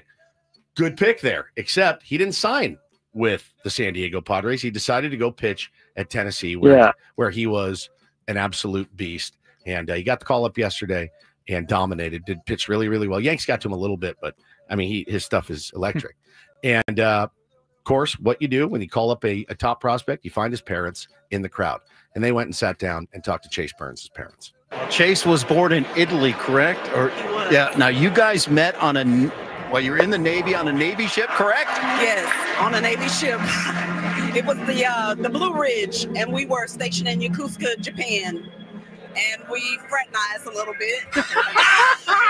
And yeah, Chase was born. Yeah, he was born in an Italian hospital. Mom. Using the military jargon for it. We fraternized. And we were stationed in Yokosuka, Japan, and we fraternized a little bit. Fraternized. That is fantastic. Is that not amazing? That is so good. You've never heard one like that. Yeah. We had sex. It was actually, where was it? It was down on the poop deck, wasn't it? Yeah, where we had sex for the first time. No, that was the other time. This was in the galley. In the galley. That's right. Yeah. Oh man. Well, whatever it was, 9 months later, there was Chase. Absolutely hysterical. I watched it 20 times. I was dying. I said, this is so good, man. So good. Hey, babe, if you're listening, a little fraternization later. And we fraternized a little bit. Yeah, I'd love to fraternize. Just a little bit. Just a little bit. Yeah, just for a sec. You get a lot of trouble, I think, in the military. I think so, too. Yeah. I don't think that's what if they got any phone calls or something after that game? But, obviously a great moment watching your kid not only make the big leagues, but go out and pitch the way he did. Amazing. And then lets the whole world know that you had sex on a boat. That's a bunch of don't and do this for a Wednesday. That was Don't Do This with Ben and Woods on 97.3 The Fan. All right, coming up, we are going to play Peel of Fortune. It's Woods versus Paul. Paulie's going to be playing for Eric K in our YouTube stream. Woodsy will be playing for our 10th caller right now at 833-288-0973. That means I got to go through all the lines once, dump them all, and get another set. So keep calling during the break, and we'll let you know who it is that got in as the 10th caller as our second contestant for a chance to win the Savannah Bananas tickets when we come back. Can't wait for Peel of Fortune. Want to do a quick birthday shout out to our beloved Jennifer. It's her 50th birthday today. Happy birthday to you, Jennifer. Thanks for being in the chat, being so kind every single day. Happy 50th. And we will come back with more Ben and Woods on San Diego's #1 sports station, 97.3 The Fan.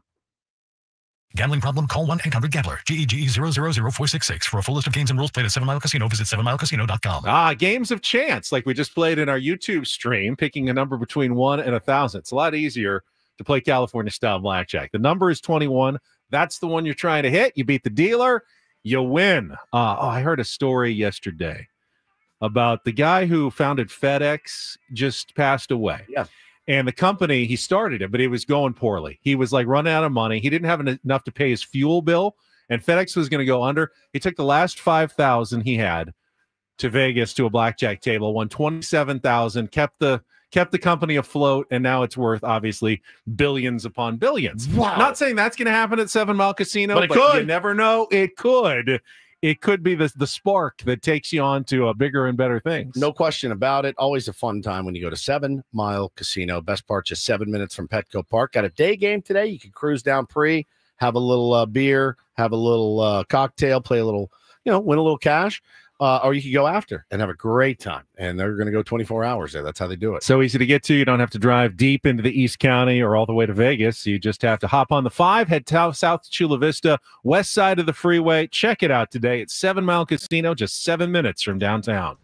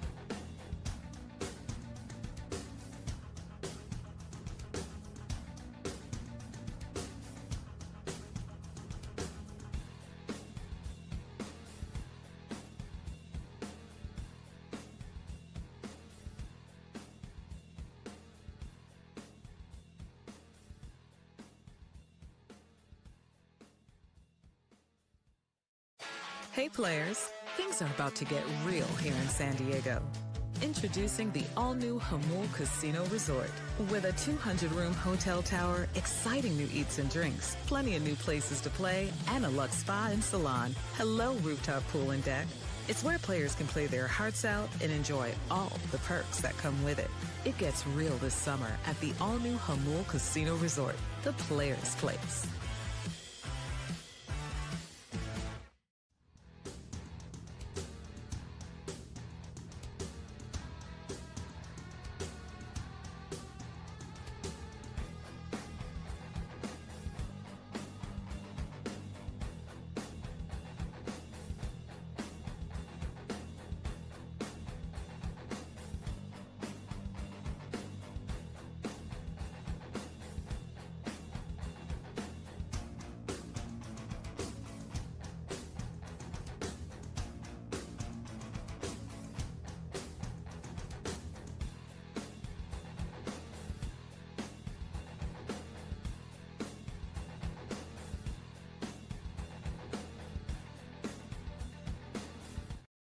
Oh, I'm nervous.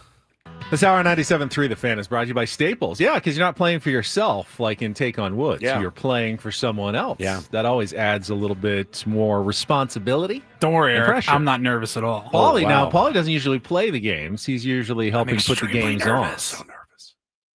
All right, we've a got our big two deal, man. contestants. Big deal. Huge We got Lennon called in, you said, is our 10th caller. Yep, Lennon. And we've got Eric in our chat. He will be represented by Paulie. Lennon will be represented by Woods. Lennon on National Beetle on it's today's Global Beatles Day. Wow. What are the odds? Wow. Oh God. Are you ready? Yeah, hit All right, let's do it. Hold on. What's the thing? Wheel of Fortune. Yeah, you're going to leave. So this is going to be similar to Take on Woods in that I've got questions for both of you, the same 5 questions. Unlike Take on Woods, you're only getting 40 seconds. I don't think they're that tough. So Don't you cheat. got to Get out of here. You got to think. You got to think quickly. You got 40 seconds, and whoever wins, and if there is a tie, whoever gets them fastest gets them. So give me your answers quickly on these. 5 questions of trivia in Wheel of Fortune. Paulie playing for Eric, Woods playing for Lennon. All right. So Paulie, you get to go first. Okay. You will figure out the theme pretty quickly, I believe. 40 seconds. 40 seconds on the clock. Your time begins. And I can pass. When I start reading the first question, you can pass if you want. Okay. Good luck, Paulie. Here we go. Question number 1. Start. What term for a politically and economically unstable country is also an upscale clothing company owned by the Gap? Recession? Incorrect. What is the mascot for UC Santa Cruz's sports teams? Santa Cruz. Pass. Which all-female English pop group was known for hits including Cruel crap. Summer? I know the first one now. The second one's the Bananas. Incorrect. What's the slang term for a piece of men's swimwear that covers nothing but the Banana essentials? hammock. Correct. Which famous Louisiana dessert features a brown and butter sugar sauce flambéed in rum? That is Bananas Foster. Correct. And that is 2 correct in 40 seconds. So you And got 2 Banana as your Republic score. is the first Banana one. Republic, Banana Slugs, Bananarama, Banana Hammock, and Bananas Foster. I don't know, 2 might be good. It's a tough game. It's That fast. was yeah, it was fast. All right, Okay. so it's fast. All right, let's bring Should've Woods passed now on the first in. one. I'm sorry. All right, Eric. come on in, Woods. All right, you got 2 as your score for Eric. All right. Paulie's score is locked in for Eric. Now it's your turn to play for Lennon. 40 seconds again. So your time starts when I'm going to read the first question. So give me your answers. Here we go. Question number 1. What term for a politically and economically unstable country is also an upscale clothing company owned by the Gap? Banana Republic. Correct. What is the mascot for UC Santa Cruz's sports teams? Banana Slugs. Correct. Which all-female English pop group was known for hits? Bananarama. Correct. What's the slang term for a piece of men's swimwear that covers nothing Banana but hammock. Correct. Which famous Louisiana dessert features a butter and brown sugar sauce flambéed in rum? It is a Bananas Foster. 5 for 5. Damn. And Woodsy Lennon. has won it for Lennon on the phone lines, claiming the Wheel of Fortune championship. My heart is pounding. Sorry, Paulie. How'd you do? How'd you do? Not great. Two. He didn't get the first one, which made it harder to get the other ones because you don't know the theme. When until... he said political and socio, I'm like, I said recession. You're asking the wrong person.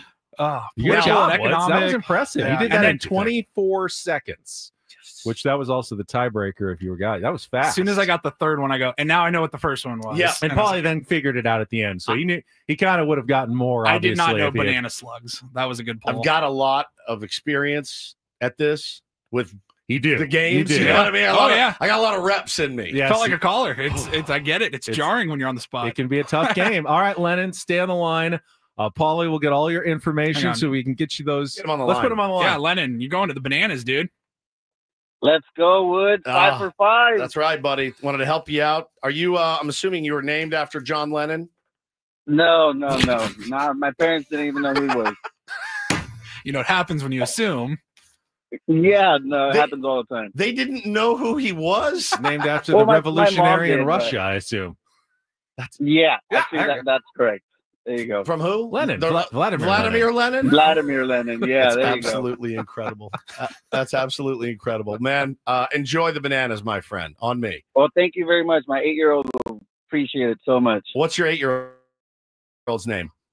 Dominic. Shout out, Dominic. You're going to the bananas, courtesy of Ben and Woods. Yeah, man. Thank you, guys. You bet, buddy. All right, Thanks so stay much. online. Stay on hold, okay?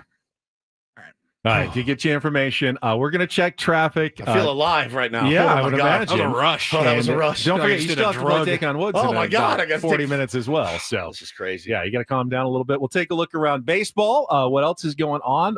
You will not believe. I looked at the standings for the wild card yesterday. They're getting bunched up. We'll get to that after a check of traffic here on 97.3 The Fan. From the 855 Get Ross Traffic Center, protecting San Diego after accidents or injury, here's Kelly Danick. Traffic is sponsored by Valvoline Instant Oil Change, your 15-minute drive-through oil change. We still have a few problems out here. Let's start with the North County, southbound 15 before Villa Rancho Parkway. Tow truck helping to clear crash, everything over to the right shoulder. Also, South 5 Coastline, hit-and-run accident just past Manchester. That's over to the right shoulder. Southbound 805, just before Plaza Boulevard, a collision involving a couple cars. That's over to the right shoulder. Going to find on westbound 52 at the South 163 reports of a ladder in the right lane of that transition. San Diego summers mean beach days, road trips, ball games. Make sure your ride's ready with Valvoline Instant Oil Change. Drive in, stay in your car, and be done in about 15 minutes. No appointment needed. For coupons, visit SoCalOilChange.com. And Kelly Danick with Ben and Wood, San Diego's #1 sports station, 97.3 The Fan. So we're only halfway through the season. In fact, not quite halfway through the season. Padres have 2 more games, and then they'll hit 81. Okay. The midway point. So after Friday, the Padres will be exactly at the midpoint of the Major League Baseball season. So a lot will change. You know, you still have trade deadline moves, rosters will evolve, teams will rise, teams will fall.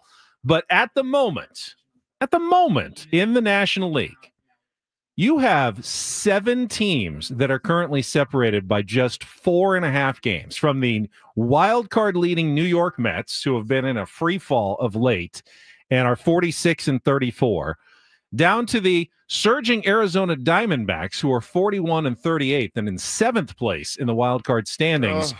You got 5 other teams in between those. So right now the Mets are 2 games up on the in the wild card standings. The Giants are a game and a half back of the Mets. Brewers and Cardinals are both 8 games above 500. Padres half a game back at 7 games above 500. The Reds are 4 games above 500, and the Diamondbacks are 3 games above 500.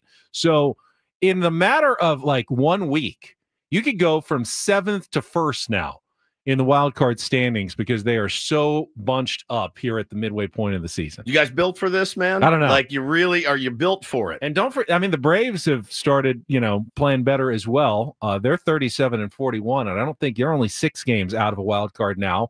So I don't think everyone talking about the Braves selling off pieces and, perhaps looking ahead to next season, they're looking like, hey, we're 1.5 good weeks away from being just a game or 2 out of a playoff spot. So I don't know that they're ready to make any big time sell-off decisions as well. But there's going to be a dogfight going down the rest of this season, I would think, for the playoff spots in the National League. I'm sick. I know. Here we go. Yesterday, around the big leagues, Dodgers were in Colorado. You kind of know what to expect. Shohei hit his 27th home run. Dodgers did give up some runs, but they won 9-7 over the Rockies. The Giants stubbed their toe against the Miami Marlins 4-2. Justin Verlander's now 0-5. Yeah, he has not done well. That signing hasn't worked out particularly well for the Giants so far, but still a ways to go. The Diamondbacks, we mentioned, they beat the White Sox 4-1, and despite the injuries, Corbin Burns, Corbin Carroll, they're 3 games above 500. And knocking on the door just behind the Padres and the Reds. We mentioned the Cardinals 8-7 win. The Cardinals have won 7 out of 8 now. They are the most surprising team in baseball for me. I just had them for dead. I really did. I had them for dead. And somebody showed a video of what's their stadium? New Busch. It was electric. It was electric. The team, and it's weird. The team plays well. Guys want to show up and watch you play. It was electric. So I saw our friend Katie Wu, who covers the Cardinals, writing about the team. And kind of honestly, the Cardinals went into this season thinking it was a bit of a transition year. I mean, I don't think they ever want to say rebuilding or a punt year, but they went in making no moves in the offseason, trying to unload Nolan Arenado, unable to do so. And they really wanted to look and see at some of their younger players and, how they were going to perform. And Katie was writing about how it's tough to do that because they're playing too well. Like Alec Burleson has slugged his way into the lineup. That Alec Burleson's not the future of the Cardinals. So he's kind of blocking playing time for the guys they really want to see, but they're playing too well. They're in contention. So, Ollie Marmol feels like I got to play the guys to give us a chance to win because we're winning right now. So we're not really accomplishing what we set out to do because we're too good. Even when you win, you lose. If you're a fan of certain baseball teams, isn't that the bummer? Yeah, which is strange, but I'm sure the fans are more than happy to take it. And again, the fans are certainly, but you're now in this position, Ben, where in those owners GM meetings, and they're all sitting around a conference room going, "All right, what do we do?" Because you cannot, if you're winning, cannot sell. You can't. You have to continue to try to see what happens. You could maybe not buy huge. You could buy, you didn't buy huge in the offseason. You can't sell, though. So now if you're a fan, aren't you like, hey, you didn't buy in the offseason, and now you better. I can see that argument. Now you better. I can see I that love argument. I love it when an ownership plan gets foiled. I really do. I think it's really great. Reds beat the Yankees 5-4. We talked about Chase Burns and his mom in his debut yesterday. The Braves beat the reeling Mets 7-4, and then the Brewers over the Pirates 9-3. But it's today's game that everyone's circled on the calendar. Oh, mama! It's later this morning. It's going to be the national free MLB TV game and on MLB Network. Skeens versus Miz. Unreal. What's his name? Jacob Mizorowski. Yeah, the kid who's threw 11 hitless innings to start his career. They already sent his first hat and glove to the Hall of Fame. Yep. And of course, Paul Skeens on the other side. 2 of the youngest, most talented pitchers in baseball going up against each other today. Cinema. What time? At 10? 11. 10 in the morning. This morning, yeah, our time. Oh, just going to be an elite matchup. Can't wait. In the American League, Red Sox are reeling a bit. They lost on a walk-off in the bottom of the 10th, 2-run homer by Christian Moore of the Angels. 3-2 the final up in Anaheim. Framber Valdez threw 7 shutout innings. The Astros beat the Phillies in an interleague game 1-0. And the Mariners have won their 3rd straight. Cal Raleigh did not home run, which is kind of news now. Yeah, on days that newsworthy when he doesn't hit a home run, but they did win and beat the Twins 6-5 yesterday, as they are now 4 games above 500. And after kind of cooling off for a while, they're right in the thick of things in the American League. So, Man, yeah. I'm I mean, this summer, this is where you make or break, really. And going to be interesting to see what this team looks like, our team, here in a few weeks. I have no way. There's no way to handicap this right now. It's just crazy. There's really only 6 teams that are completely out of it. Rockies, Pirates, Nationals, Marlins, White Sox, A's. Maybe the Orioles. They're 7.5 out of a playoff spot, but they get a lot of talent. They do. So they got no pitching. No sellers. No sellers in that market right now. All right, we'll come back. Big League Wednesday. Mike Cameron is going to join us, former Padre and Mariner, take on Woods, and more ahead here with Ben and Woods on the Fan.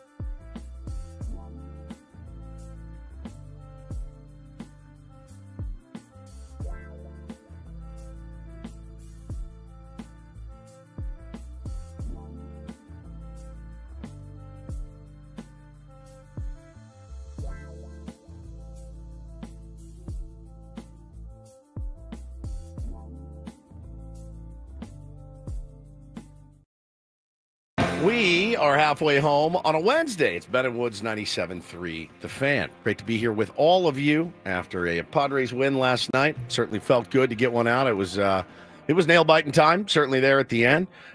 James Wood coming up, the last out potentially, or the game, tying run at the plate. Boy, excellent work by Robert Suarez in the bullpen to lock that one down. Feels real good to get a win. Now you're going to have to go out and find a way to beat Mackenzie Gore today. You will not have Robert Suarez. You will not have Robert Suarez. The next 2 games, suspension kicks in, so he's done for a couple days. Get a little extra rest for our closer. We believe. It's not officially announced. Oh, is it not? No, it has not been officially announced. Dennis Lin reported that that's the outcome. Yeah. Whether he starts it today or not, I don't think is official. So I'm Woodsy, by the way. It's Paul Reindl. He's the executive producer of the program. Ben Higgins is your friendly neighborhood sports anchor and journalist. And speaking of journalism, I brought this in today. I got it through Amazon. Picked it up the other day, and we were talking about our pal Scott Miller, who passed away over the weekend. He wrote this book, Skipper, Why Baseball Managers Matter. And I was thumbing through it, and I already thought to myself, this is going to be a fantastic read. As somebody that, coaches, wants to coach till my kids will have me, who works in the baseball industry, who interviews a skipper every other Friday, who is enamored with what those guys do. You going to have that thing read by 9 a.m. on Friday? I could get... You are a speed reader. I am a bit of a speed reader. I bet you I could get through about half of it before then, depending on what's going on. Got some show prep for the Mike Schilt interview. Got a busy day today. I wonder if Schilte's mentioned. I bet he sure is. So given that Scotty was based here in San Diego, I've got to think there's some Schilt stories and insights in there. Yeah, so It's really cool. And I totally agree. Managers matter. They absolutely do. I mean, you're not going to leave it up to the players to manage their own teams, but I think they're sometimes overvalued, and I think sometimes they're undervalued. I think that's fair. Like everybody. I think I think they have a role. They obviously have a job. Yeah. And are important, but I stand by it. I've said it before. I think baseball managers of all the major sports, probably the least impactful. I disagree.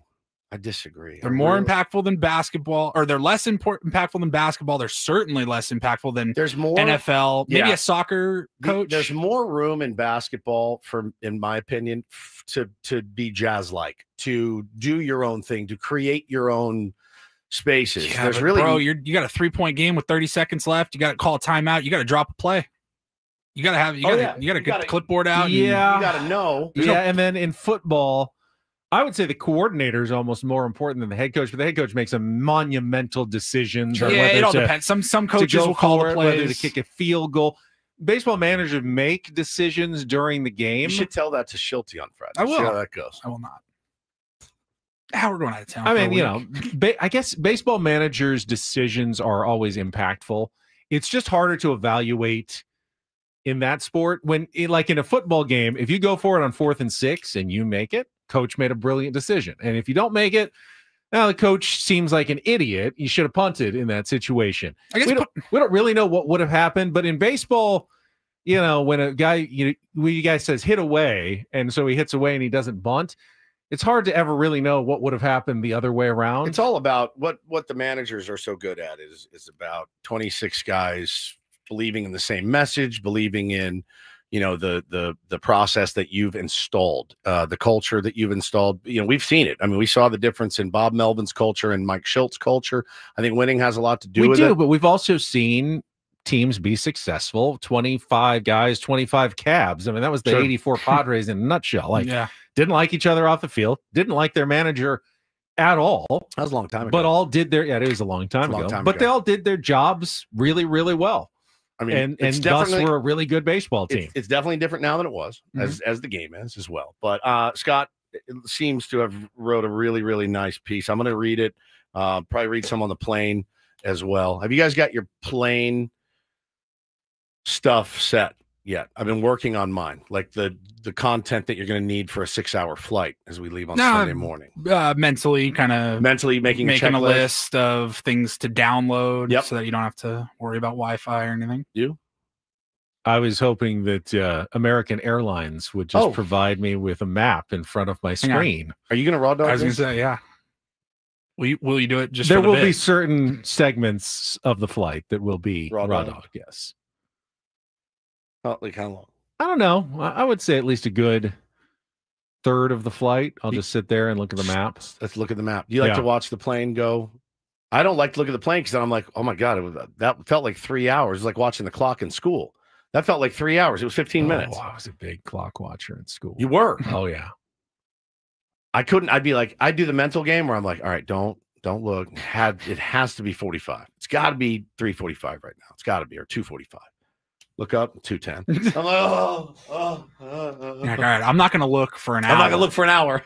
You look back up, 2:12. 2:12. Now, I will say, to be fair, I look at the map. I also then like to coordinate by looking out the window to see where we are in conjunction with the map. Oh, hey guys, look, Grand Canyon. Just the map doesn't totally do it for me. I like to know, oh, okay, yeah, we're now over the Rocky Mountains. Oh, yeah, there are the Rocky Mountains. It's going to be hard for you, and I don't want you leaning over me to look out the window because I'll be in the window seat. So I don't want you leaning over me. I was trying to do some research because during the flight, the Padres will be playing their game, at least the second half of the flight. So I was hoping I could at least buy some sort of internet that would stream the game, but I don't know if that's going to be possible or not. Sometimes it works. Yeah. I've done it before. Yeah, that was at least first half kind of raw dog map, second half, hopefully Padres baseball. Will you listen? Cincinnati Reds. Will you bring AirPods? Yeah, I bring them. Okay. Yeah, I don't always use them, but Do I bring you them. Do you have an iPad? No. Okay. Oh, yeah, I was gonna say, is there a book you're reading? Well, if you read that fast enough, then I'm reading Skipper, Why Baseball Managers Matter, and always will. You can just read aloud to Ben. Oh, nice. For 6 hours. Yeah, let's get us started. I like a little story time. What's Woods' bedtime story voice for his kids? All right, ready? Yeah, please. Chapter 1, Office Space is an Offspring.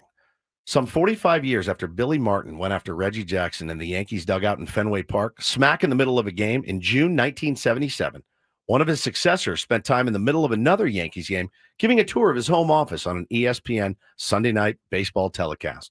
This has turned into a really cool space for me, Aaron Boone, the manager and tour guide, told Carl Ravitch, the TV guy, in a pre-tape bit that ran during the game.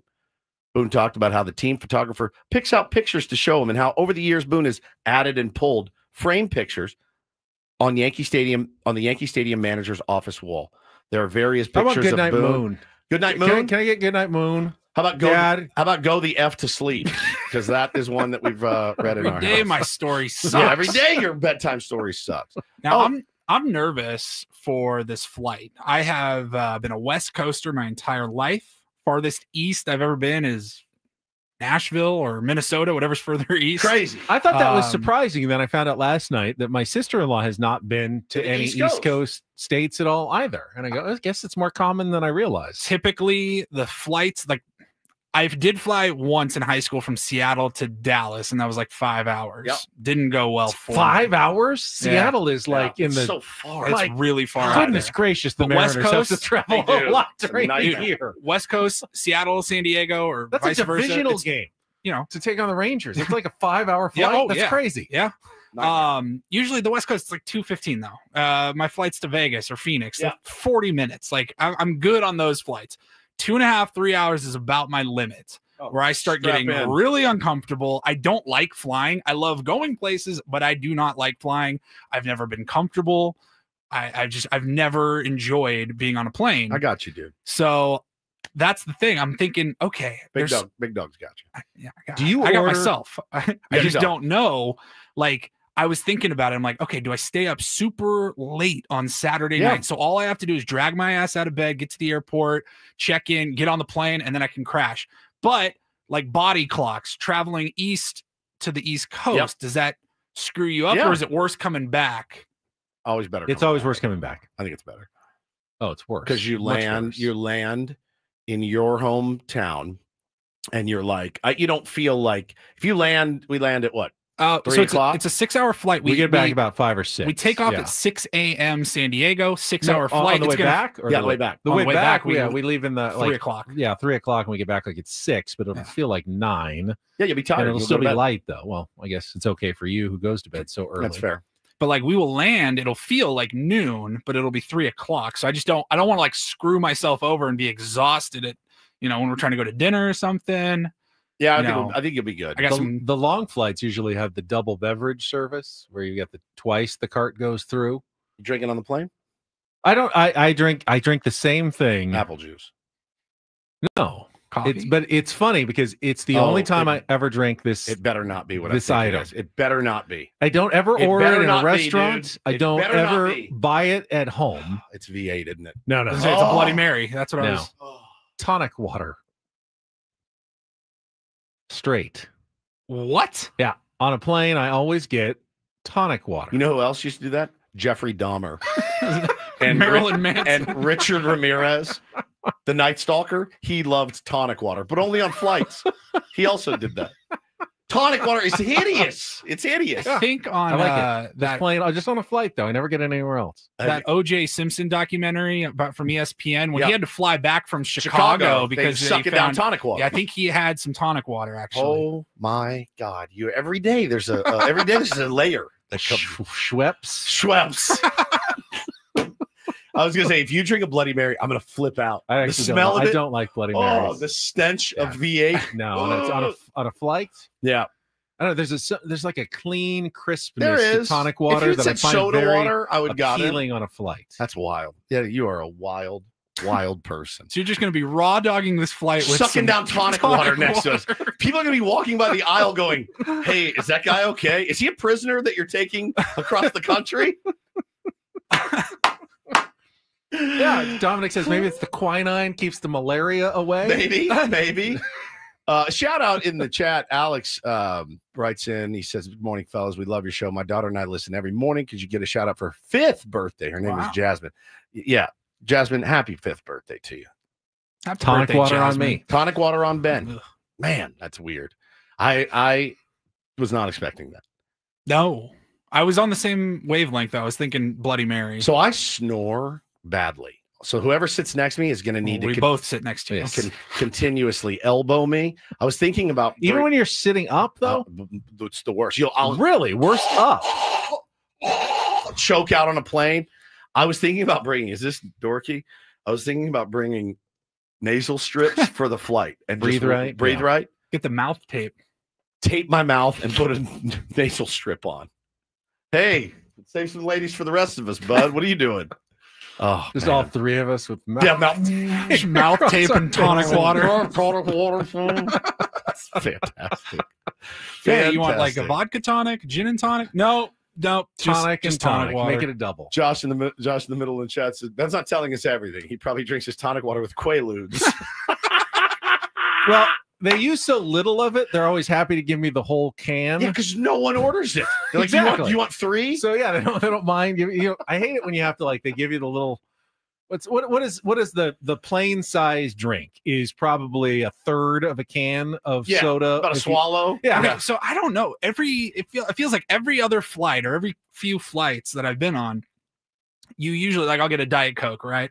They'll pour it into a cup for you with some ice, but sometimes they'll just give you the can. I love the can. And I'm like, just give me the whole thing. But then they don't. And with tonic water, they almost always do because they just want to get rid of it because no one else orders. Lady, it, this is a shot of Diet Coke. This is going to be done by the time you finish passing out the cookies to the rest of the aisle here. Do you like the biscotti cookies? I like those. I get those at Costco sometimes just so I can feel like I'm on the flight. I was hoping. I had a buddy pick me up in Seattle one time. He's like, only if I get your biscotti cookies. I was hoping that you guys wouldn't like them and I would get to pour all of them. Love those things. Nate says, make sure to check the expiration on your tonic water. It might be from 1925. Flat tonic water is actually maybe even preferable to overly what is wrong bubbly tonic water. Slightly flat tonic water. Oh, man, you are a trip. That is such a trip. Andros says usually they pour it and give you the can. Like No. sometimes 50-50. Rarely. Yeah, 50-50. And if you ask for it, they look at you like you're some sort of criminal. They're like, anything else I can do for you, sir? Do you just ask when they Can I go, get the any can? drinks for you guys? Do you just ask, can I get a can of Diet Coke? Can of Coke. Lisa wants to know, Ben, are you good, baby? Yeah. You good? It makes your breath smell bad. I feel like anytime I ever have gin and tonic, I'm like, It's the gin, not the tonic. Is that the I gin? think. Yeah. Tonic's very refreshing. No, I have been I won't say losing sleep over it, but I've been thinking about it quite a bit. Like, all right, this is the longest flight. Like I said, I'm not proud to admit that I haven't like traveled to Europe or anything. I just haven't done it. So this is going to be, I think, the longest flight, 5.5, 6 hours. And I'm like, oh, just, you know, take care of you.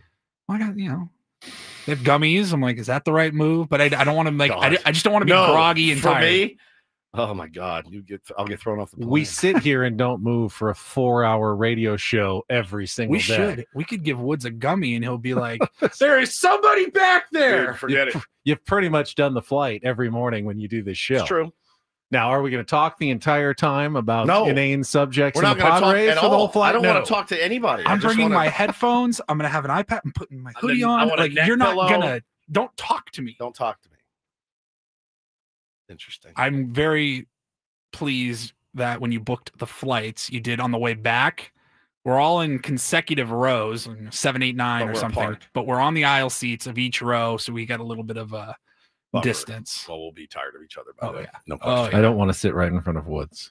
Why? Because you're going to like kick my chair. Play with your ears. Yeah, I I'm will. going to reach in front. I know you're going to do that. I will. Am I a jerk for always pushing back whenever the guy in front of me does the old, I'm going to just do the whole lean back, and he kind of like keeps bouncing and hitting my knees? The seat back shouldn't even go back anymore. Yeah, they should. They should not. No, they shouldn't. Yeah. No. Yeah.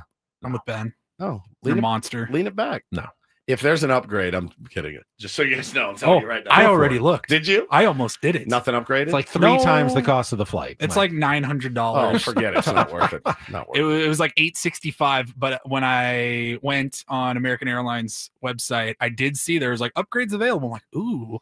And I was like, I could just, when we get on the plane, you guys be like, Paulie, we're in row 9. We're like, no, I'm in row 1. You guys are in row 9. But I'm not. But if 900 on that, if he upgrades, that means we have a seat between us, which is fantastic. If you give me $500, I'll upgrade happily. Not doing it. Well, great.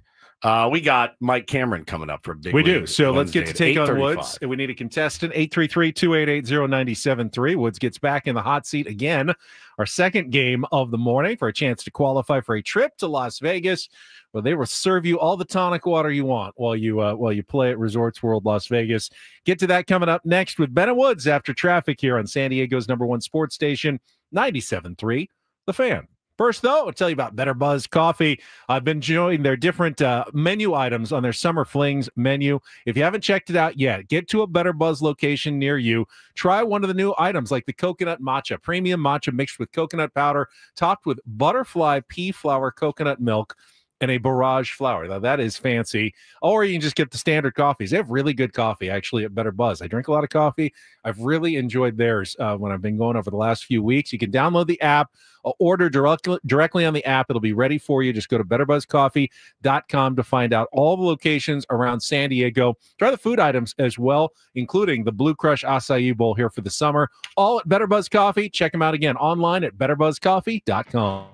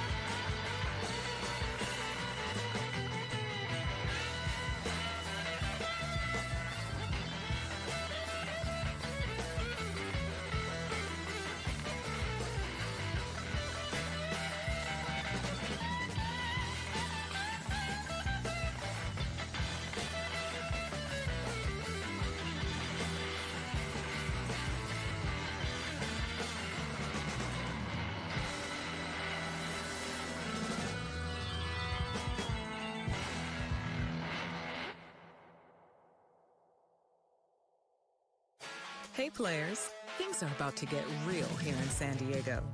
Introducing the all-new Jamul Casino Resort. With a 200-room hotel tower, exciting new eats and drinks, plenty of new places to play, and a luxe spa and salon. Hello, rooftop pool and deck. It's where players can play their hearts out and enjoy all the perks that come with it. It gets real this summer at the all-new Jamul Casino Resort, the players' place.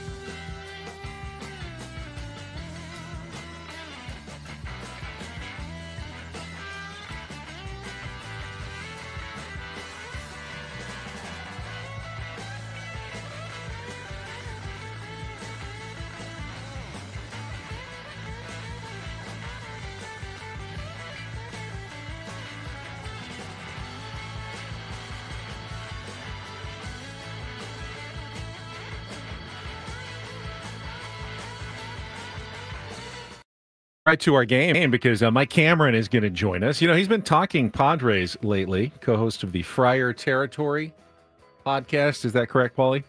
Yes, with Kyle Glazier, with Kyle. Heath Bell, and others, I think. One of the rotating big league hosts of that. So he'll have some Padres insight for us. That's coming up in our next segment. Right now, though, let's play a little Take on Woods.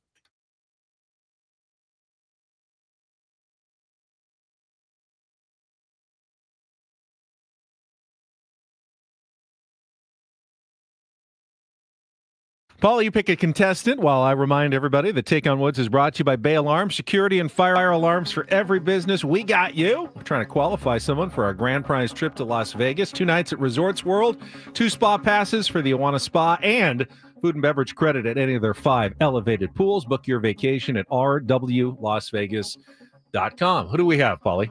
Oh, let's see here. Try to find, I see some familiar names. I see some new names. Let's try line 4. Is this Andres? Yeah, what's going on, fellas? Hey, you want to play some Take on Woods?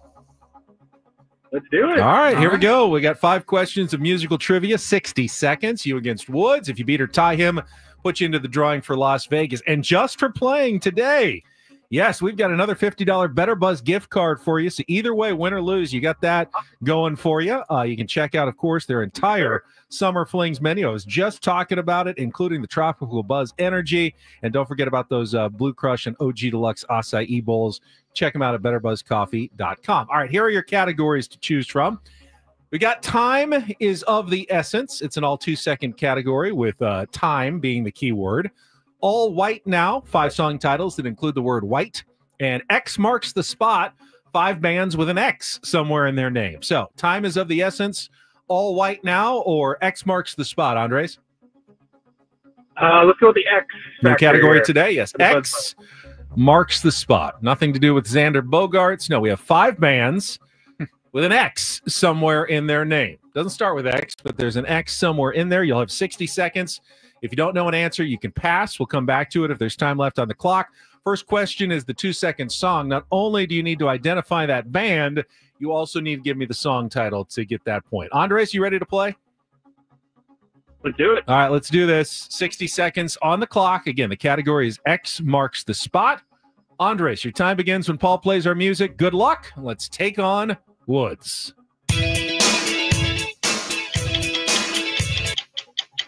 In excess of pass from a song name. Which English rockers delivered hits including 1983's One Thing Leads to Another? Pass. Which genre-bending Chicago band topped the charts with 1979's Babe before recording later hits including Mr. Roboto? Pass. Which alternative band was formed in Boston in 1986 by Charles Thompson IV, stage name Black Francis? Pixies. Correct. Which English band's signature song in the 70s was known as Get It On in the UK, but changed to Bang a Gong in the US? T-Rex. Correct. Go back to our 2-second song. We need the title. In excess, new sensation. Correct. Oh. Which English rockers delivered hits including 1983's One Thing Leads to Another? Time is up, but you did get 3. New Sensation by In Excess, Pixies, and T-Rex. One Thing Leads to Another is The Fix, and Sticks is Mr. Roboto and Babe. All right, stay on the line. Either way, Andres, you got the gift card already. Let's see if you qualify for Vegas as well.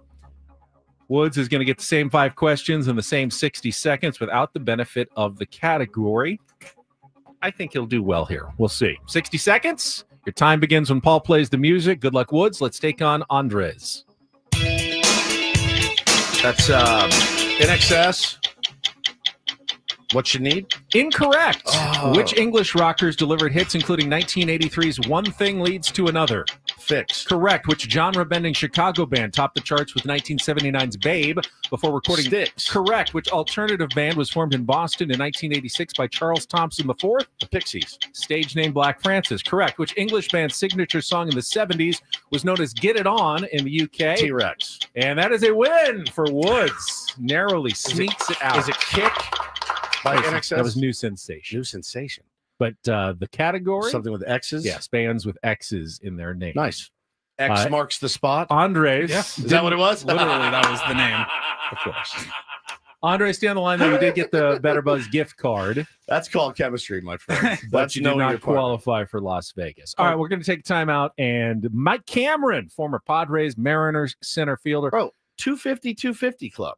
Yeah, 250 he was a bombs, really good 250 steals. One of like 20 guys to do it. Really good player. He's going to join us when we come back with Ben and Woods on San Diego's #1 sports station, 97.3 The Fan. Yeah, buddy, got back in the gym yesterday. It was been a while since I was ill. And, man, you know, built up a little bit of muscle, was able to do some lifting, some heavy lifting, and it felt so good. And I owe it all to QC Kinetics, really. I mean, I'm honestly, the last week notwithstanding, feel better than I ever have in my entire life. It's because I've been able to exercise, do things that I want to do things that I love to do, because I don't have severe pain in my joints and my wrists like a lot of people my age do. Maybe you're listening right now and that's you. Call QC Kinetics today at 619-614-PAIN. Find out if you're a good candidate. Consultation is free. There's no reason not to call. If you are in having severe joint pain, your knees, your hips, your back, your shoulders, your wrists, call them today. Find out how their regenerative treatments take your body's own healing power, helps heal and restore your damaged tissue. No masking of the pain. They're going after the source of it. Stop with the chronic pain. Live your best life every day. Call QC Kinetics at 619-614-PAIN. Once again, it is 619-614-PAIN. Let them know Woodsy from 97.3 The Fan sent you, please.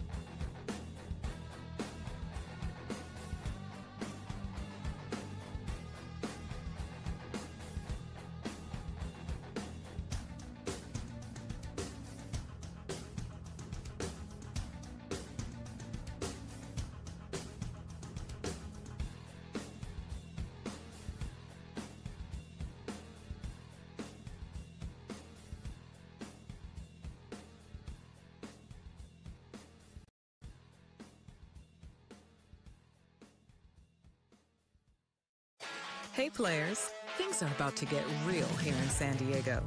Introducing the all-new Jamul Casino Resort. With a 200-room hotel tower, exciting new eats and drinks, plenty of new places to play, and a luxe spa and salon. Hello, rooftop pool and deck. It's where players can play their hearts out and enjoy all the perks that come with it. It gets real this summer at the all-new Jamul Casino Resort, the players' place.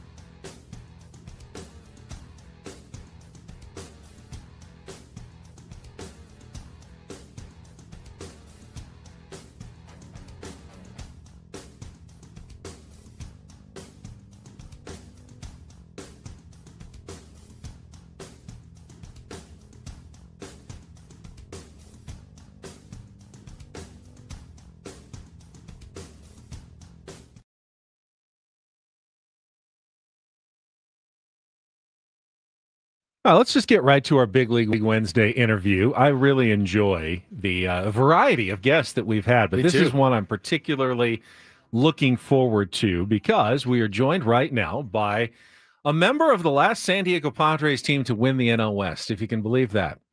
2006 was the last time they won a division. Playoff appearances, sure, but division titles hasn't happened in a while. He's been co-hosting the Friar Territory podcast with our friend Kyle Glacier. Mike Cameron is with us here on 97.3 The Fan. Mike, welcome to Ben & Woods. Good morning to you. All right, good morning to you guys. It's a little bit early over there for you guys. It's probably a little bit cooler than it is here in Atlanta right now. Oh, I would think. Yeah, definitely. I know you miss the San Diego weather. I know you do. Most definitely, man. I always say, man, getting traded to San Diego, I didn't understand it at the time because that's where I got hurt at. And to get traded there, man, it turned out to be the best for me at the time in my career, in my life. It preserved my body. And so, yeah, I don't have you cannot beat going to the ballpark every day from the weather being 67 to 75 and maybe a couple of 80 days in July, whatever, 90 days in July. But for the most part, man, it's one of the most beautiful places to play baseball. It's hard to be upset playing baseball in San Diego. You mentioned where you got hurt. I was at that game, August 11th, 2005. Mike Cameron, you collided with Carlos Beltran, right? Yes. Oh, and so what happened? I remember like multiple broken bones in your face and a concussion. I can't tell you like a lot of different things. I just know that I didn't realize the extent of the hurt and the damage that was done to me, and just so much, that took place in that particular accident. So, just going back and looking on it, I can't even remember being in the hospital. Like, I think I remember like a couple of days of it, but they say I was talking real crazy. But like, oh, I'll be back in a couple of weeks, try to chase I think it was Philly at the time, when we were, and maybe the Marlins at the time, and playing in the East and kind of getting over the hump and having an actual chance to get to the playoffs in New York in a few years. So, it's just so crazy, man. Just a crazy moment in my life. I'm grateful that, probably more importantly, than these facial things that took place, was the fact that they thought I broke my neck. And because I lost control of my body, I was out. So it made it very difficult to do anything. And actually I came back to it and I'm grateful for the physical condition my body was in. I'm grateful for, I didn't lose an eye that I almost could have lost an eye. Yeah. And people always ask me, like, I don't even know how I came back and played those years other than just being defiant and making sure everybody wanted to see the last thing that saw me was being carried off the field. And so it was something that I just I'm back. We're going to try to get Mike's phone line back on here for a second. Paulie's going to check in with him just for a second. Mike Cameron, defensively, you mentioned the 250. He had 4 home runs in a game, remember, yes. in 2002, and nearly had the 5th. I don't know if he was the closest ever, but he had a warning track fly in his 5th at-bat. And nearly did the 5 home run thing back in 2002. That must have been some game, It's Mike. a locked-in day right there. I think we got Mike now. Yeah. I'm sorry, guys. I No guess it's just the area that I was in that's kind of going out. It's so hot here. The power was going out everywhere around this place. But yeah, as I was saying, I'm just grateful to be back in a space, was able to get back in a space to play baseball. My vision wasn't quite the same as it had been in the past, but I was able to manage just by the physical traits of being gifted and in the healing process, the human body. So I got a chance to come back from that. And I come back the next year, but it wasn't right. I wasn't right. I wasn't right mentally. I still suffer from PTSD to see people hurt of that nature, but or seeing it per se. I hate to see people hurting or hurt, whatever. So I deal with that a little bit. But other than that, man, I was grateful to be able to come back and still play probably another 6 or 7 years, throughout my 30s. And,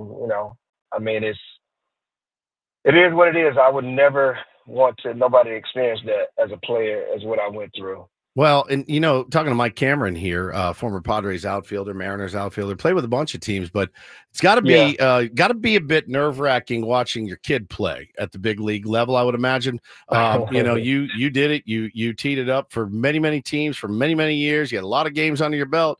When you watch your kid come up, watching your child play baseball is way harder than actually playing baseball, I think.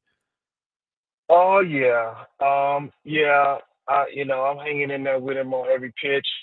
I've learned to kind of keep my own thoughts to myself until he asks me. Yes. I've also learned to, when to kind of, a little bit, but also I got to be very positive because of how his direction of his career has been, his career path. In a sense, because he don't get a chance to play every day, and he's fighting, pretty much like for an opportunity, daily. He just ain't really got a chance to have someone fit him in there and just play ball and just go play. He hadn't got that opportunity. So we know it's performance based. We know that the analytics now is driven how guys really get the opportunity to play.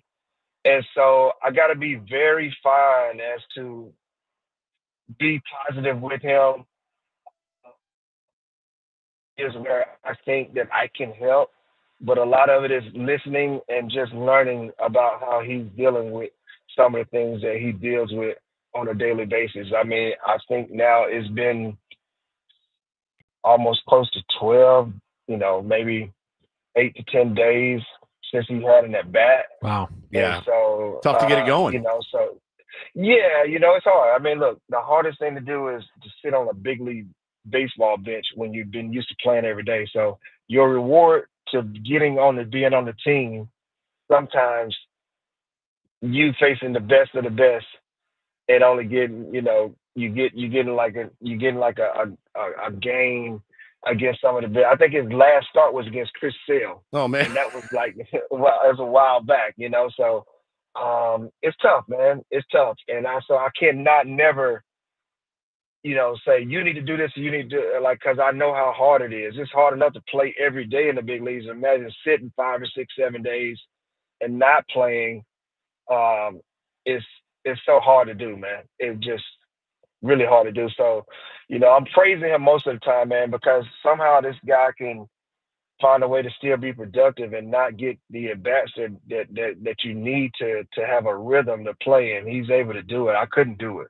I mean, towards the end, it was hard for me after playing all those years. And obviously, I probably was a little bit older, but at the same time, what you do physically as older, mentally, your strength is there. So I commend them all the time, man, and him do it. We had these phone calls where I just ask him most of the time, how are you doing mentally? Because it's tough not to play baseball when you're used to playing it every single day. Talking to Mike Cameron on a Big League Wednesday here with Ben and Woods. And Mike, we've seen a couple of great robbing catches. Jack Caglione had one against Jackson Merrill on Sunday. Around the league, though, that Denzel Clark, the plays that he's been making, you were known for those catches during your career, 3-time Gold Glove Award winner. What's the secret to stealing a home run, and who impresses you today with their defensive skill the most? Wow, there's a lot of guys, as you bring that up. For me, first of all, the skill was just there. I was born with, a gift to be a well-rounded athlete and tried to hone that into a baseball talent. And so, just being able to do that and then just having the ability to go out and do it on a baseball field, I got a chance to experience many different things on a baseball field and find out what I can do and what I couldn't do. And I just tried to do that to the best of my ability. And I became one of the better, center fielders in my generation just because I was able to put a lot of focus, a lot of time on it, which obviously kept me in the big leagues a long time because of my defense that allowed me to grow offensively as a player.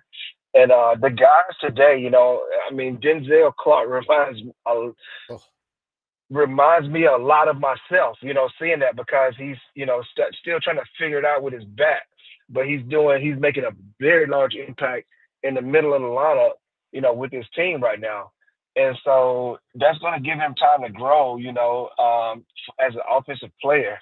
And so we cannot overlook that. So, just looking at the guys today, I love my guy, Julio, see Jackson Merrill doing his thing in San Diego. But there's some guys that can actually play the position very well. And, you got the kid that's in St. Louis that is doing very well out there.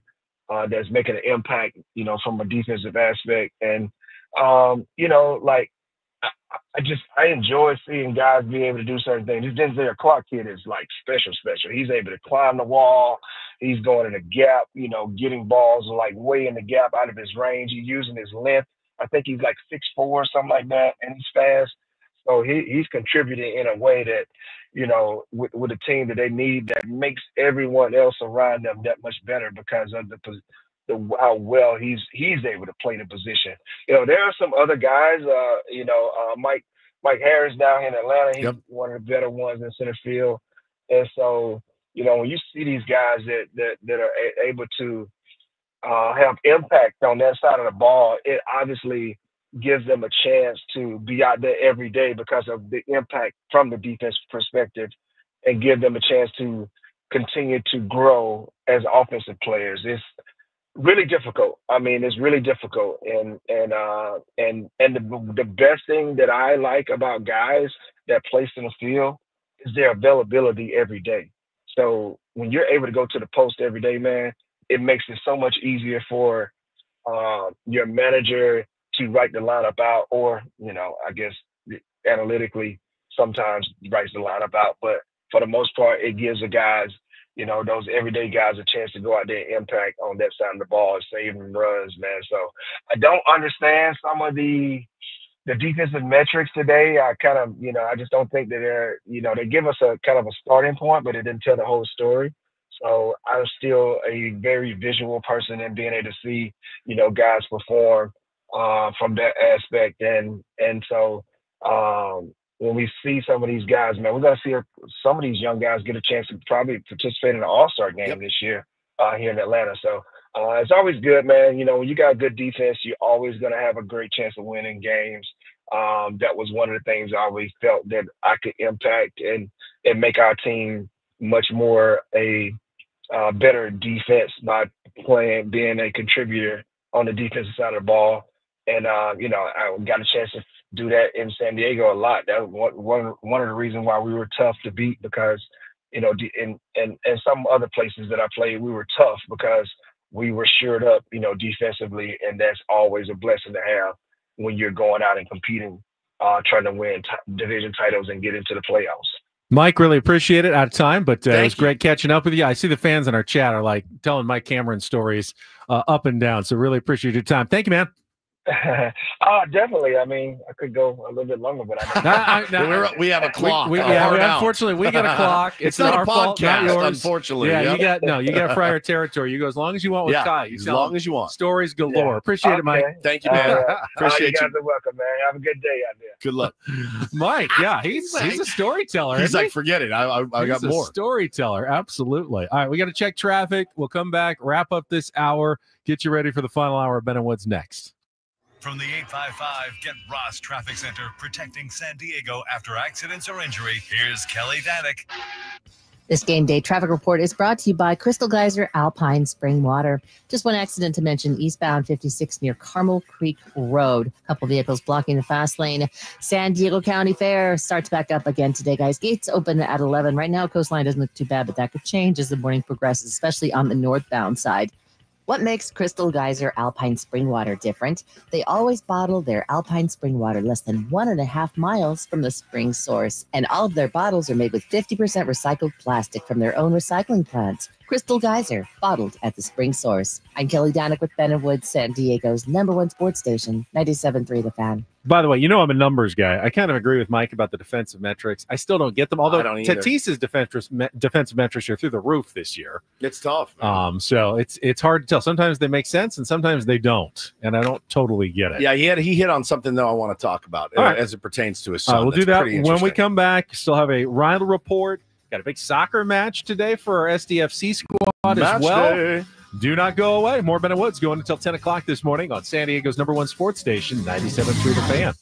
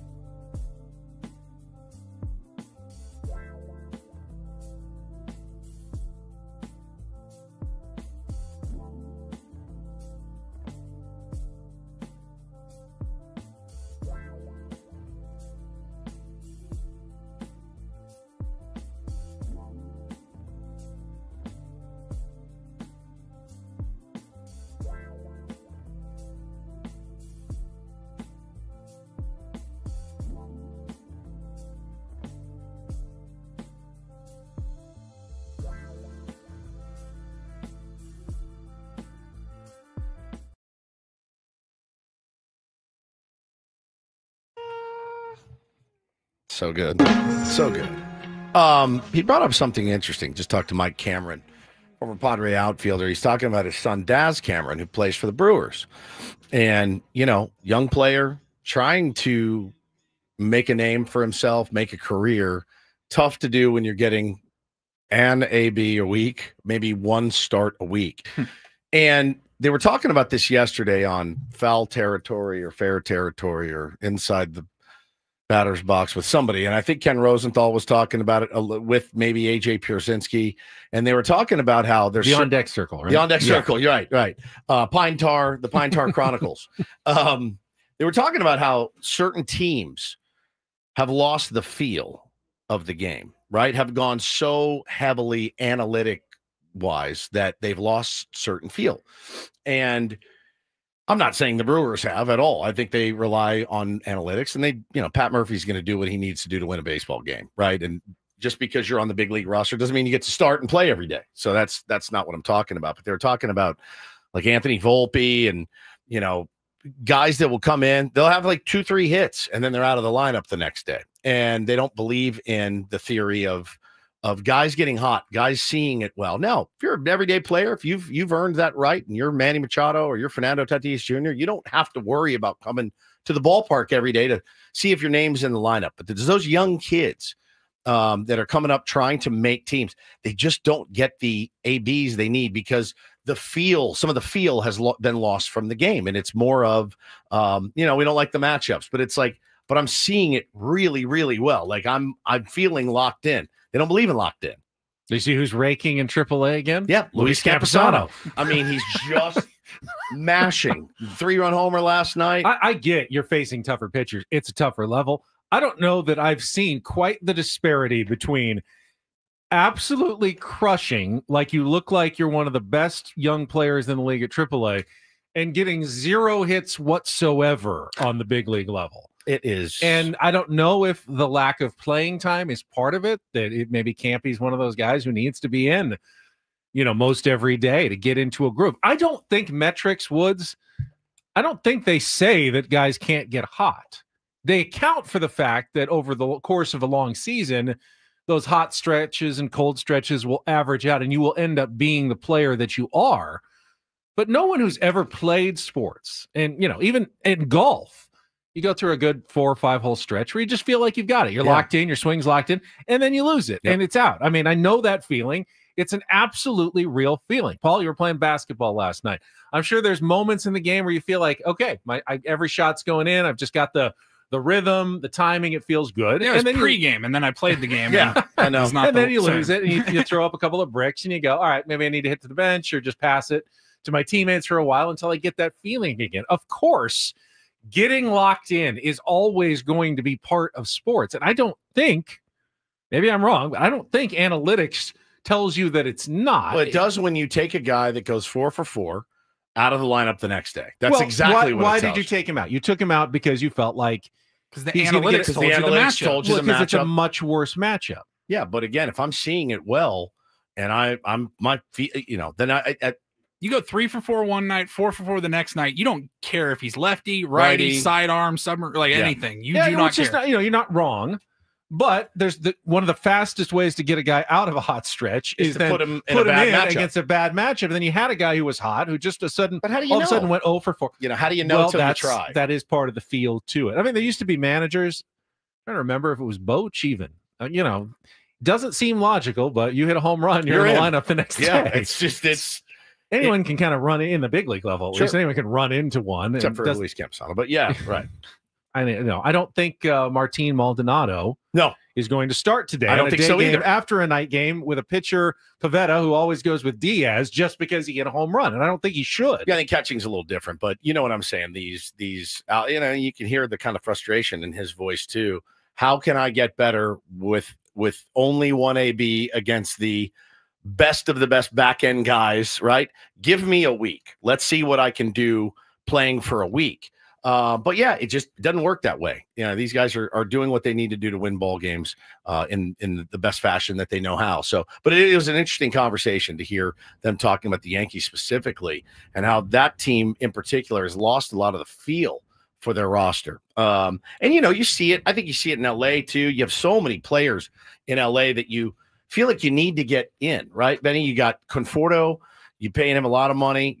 He's going to start. You got Pages in center, but sometimes you put Hai-Song Kim out there in center field, but he's not a center fielder. You got Tommy Edman on a bum ankle. Don't really want to put him out in the outfield. So there's moving parts to all of this. And again, it's why, you know, Scott Miller wrote this book, Why Baseball Managers Matter, because they're the ones that have to navigate this on a daily basis. They have to know the pulse of their team. The smell of the locker room. Mikey Varas way. Got the game coming up tonight. Yep. SDFC against Vancouver. What time? It is 7 o'clock, I believe, tonight on Apple TV. Nice. Sounds right. First time the SDFC squad has left the country. Biggest game of the year. Okay, so biggest match of the year. 7:30. I was 7:30. 7:30. All right, so I was watching some of the comments from midnight. Mikey and his team about tonight's game.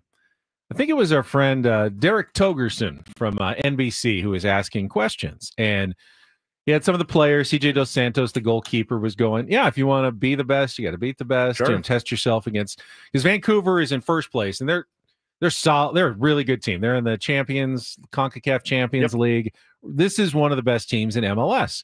SDFC has pulled within 2 points in the table, which means a win, and they would vault into first place. Now, Vancouver has a game in hand. You know what that means, right? Two in the bush. No. Is what it means. That means they've played one fewer. So when you look at the standings, you have to keep in mind they have an extra opportunity to collect points because they have one fewer game played already. So even if SDFC wins and they're in first place, they can't necessarily hold on to it because Vancouver is going to get the extra game. Still, it's a big game for both teams. CJ Dos Santos said, hey, if you want to be the best, you got to beat the best. Oni Valakari said, yeah, we've been looking forward to this game. When Derek asked Mikey Varas about playing for first place, Mikey goes, literally had never even thought about it until you brought it up. Wow. Now I'm thinking about it. Now I'll be thinking about it all the time. You know, maybe coaches are much more process oriented on the day-to-day. Like, I'm just getting my guys ready to play another game. And they got 2 road games this week. This is their toughest travel week of the entire season.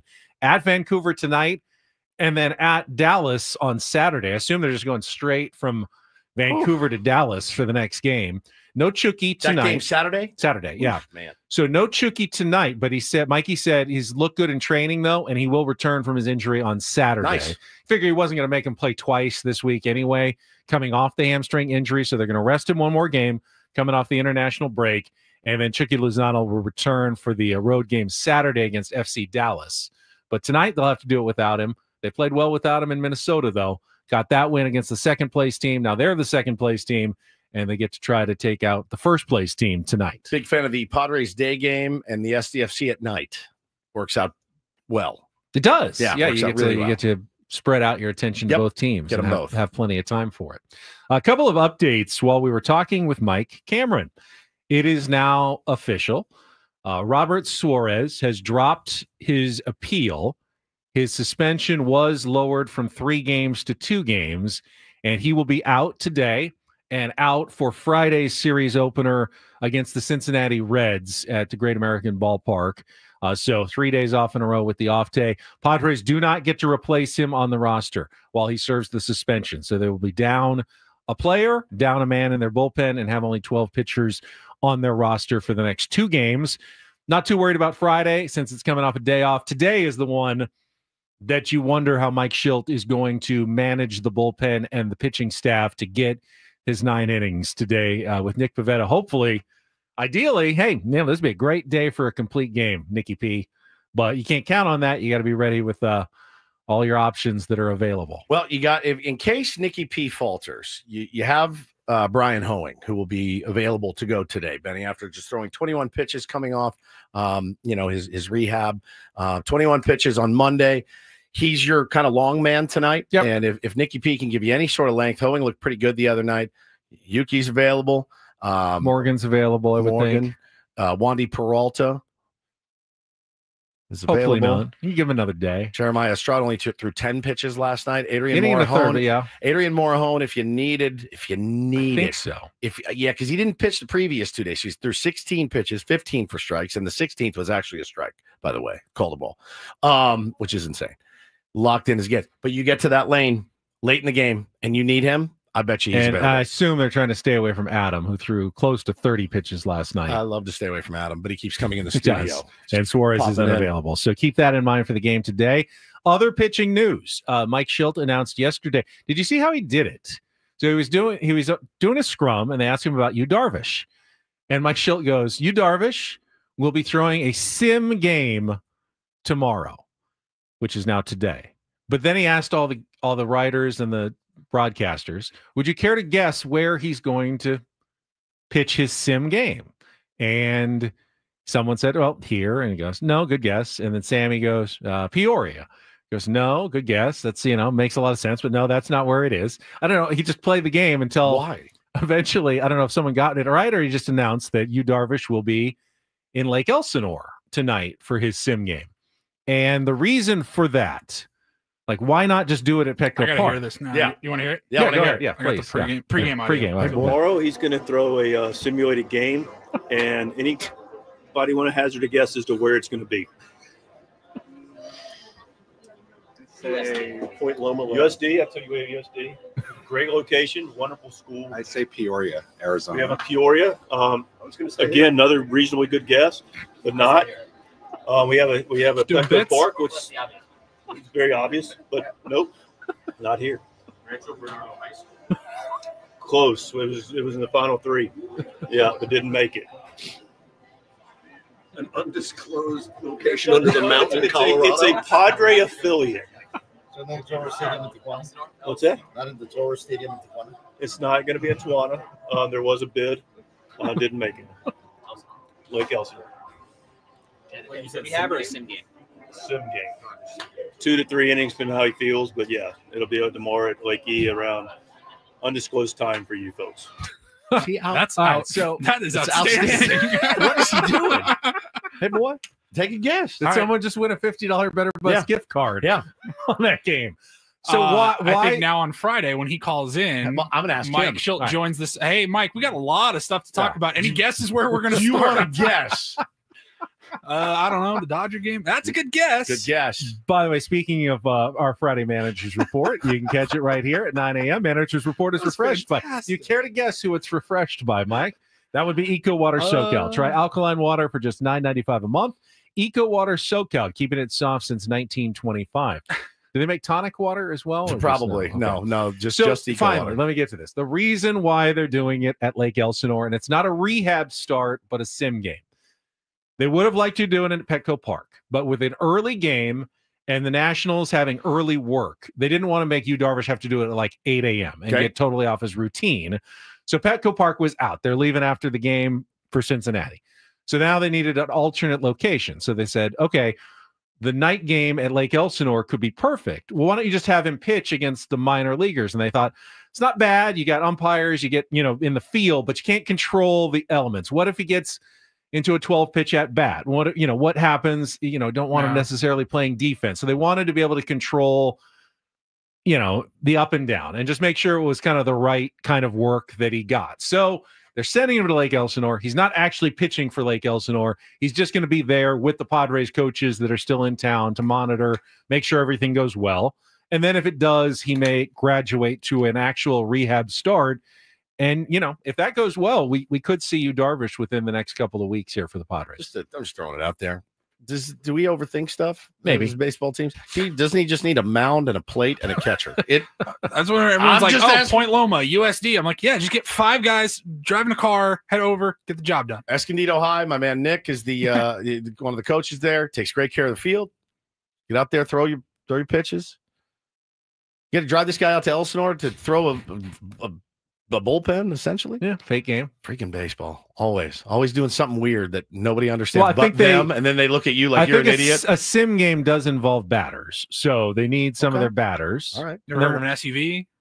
They wanted real, at least Padres organization, minor league batters get to face Yu Darvish, so there's a benefit there. They get to face a big league pitcher, get some extra work in, and he gets to face real batters, but not in a game situation. Makes sense. It's very complicated. It really doesn't is. have to be. Further complicated by Mike Schilt's guessing game. Right. The That's so what got into him? I love it. That was great. And then finally, I just wanted to throw this in because I saw this while we were talking to Mike Cameron. Jesse Rogers from ESPN posted a story about talking with D-backs general manager Mike Hazen about the trade deadline. The Diamondbacks are one of those teams right on the fringe.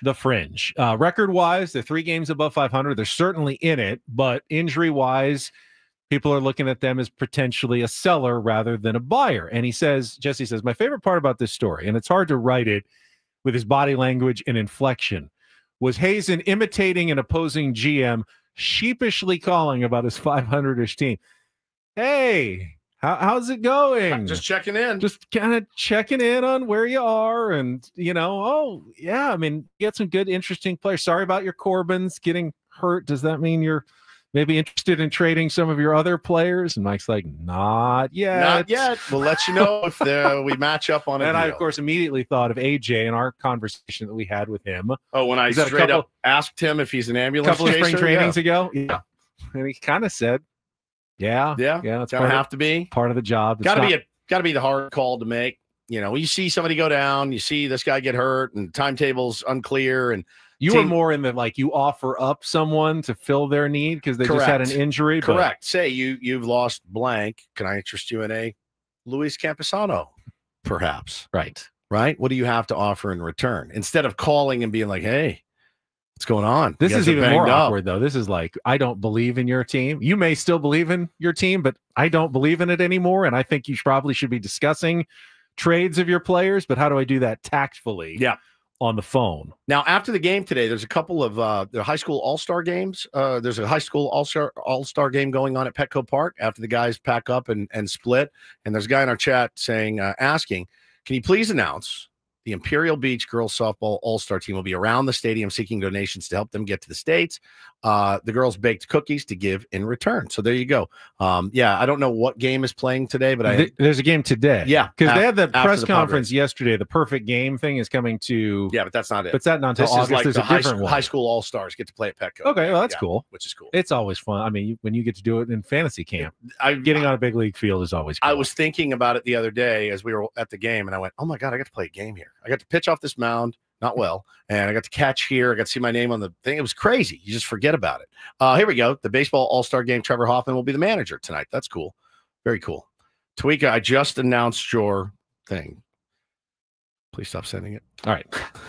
Business taken care of. Just did it. All right. We got to take a time out. We'll check traffic. Reindl Report is still coming up here. We got some headline stuff we haven't gotten to yet. Going until 10 o'clock this morning. Bennett Woods continuing on San Diego's #1 sports station, 97.3 The Fan. Before we get to traffic, though, I want to tell you about SDFatLoss.com. In the summer specifically, we always make excuses why it's a bad time to lose weight. Oh, it's the holidays. Oh, it's the summer. Well, those are the opposite. Why can't you lose weight in the summer? I'm traveling. I'm going to barbecues. I don't want to have to watch my weight. You absolutely can lose weight during the summer. I did it 2 summers ago. I lost 40 pounds in 60 days. And part of the reason you can do it with SDFatLoss.com is you can eat real foods. There's things you can eat at the barbecue. Your counselor will keep you on track. They will find ways for you to lose weight by following their simple strategies with no need for exercise, no injections. You're just eating real food. Grocery store, even restaurants, you can do it. You can eat out, you can travel, you can eat at airports and restaurants and still lose weight, up to 1 pound of fat per day and 10 to 20% of your body weight in just 60 days. To find out how, set up your free consultation. Go to SDFatLoss.com. And when you sign up for the program right now, get $200 off here in June for their summer special. So many tier ones have lost hundreds, thousands of pounds, I dare say, in San Diego. You be next. Go to SDFatLoss.com. Get that free consultation at SDFatLoss.com. Results may vary.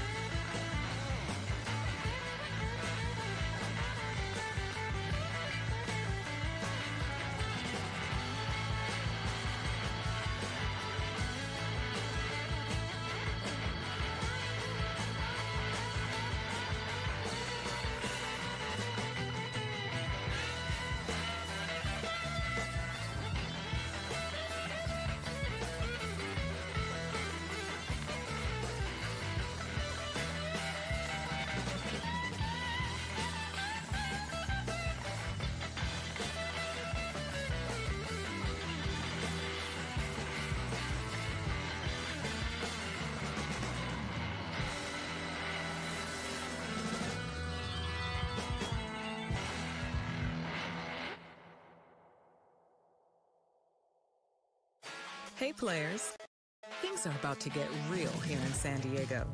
Introducing the all-new Jamul Casino Resort. With a 200-room hotel tower, exciting new eats and drinks, plenty of new places to play, and a luxe spa and salon. Hello, rooftop pool and deck. It's where players can play their hearts out and enjoy all the perks that come with it. It gets real this summer at the all-new Jamul Casino Resort, the players' place.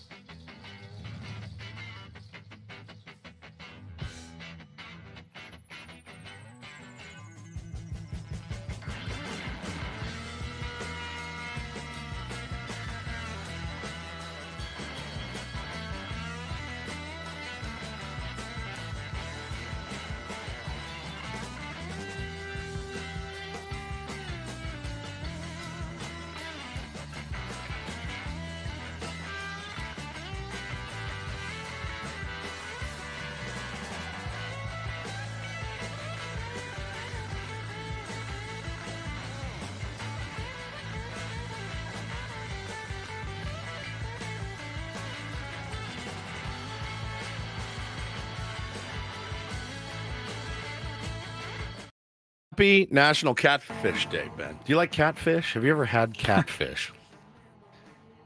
I believe I've tried the fried catfish, which is really the only way you're supposed to prepare catfish. Yeah. Southern delicacy. Yeah. Didn't blow my hair back. No?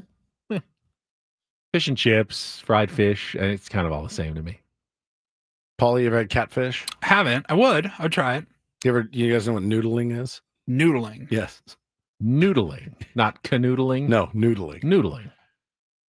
These dudes down south do the bit where they stick their hand in the pond and the catfish swallows their arm and they yank the catfish out. I didn't know that's what it was called. Oh. It's one of the more terrifying things that you could ever imagine doing. Yeah, like hand fishing. You wiggle your hand in the water, they come up. Do they have teeth? You wiggle your finger. Little teeth, yeah. Little teeth. They latch on. But I mean, you know that catfish get to be like the size of an SUV, right? Like there are catfish. I did not. There are catfish in Texas, like 400 pounder. Like they're mutants. They're bottom feeding, dirty fish. Yeah. Dirty. But so are crawfish. I grew up on it. I mean, we ate it. I swear to God, I probably ate it when I was a kid 3 times a week. Really? Yes. Here's a 736-pound catfish. There you go. In Mississippi River. It's the size. It's the size of like a Toyota. I mean, it's crazy, crazy. Usually fried or sometimes blackened. No, always fried. Always fried. Always. Yeah. My grandmother, my mama would. My papa would go out and catch. I sound like the biggest hillbilly right now. My papa would go out and catch catfish. Literally, like out of a pond. No, that's fair.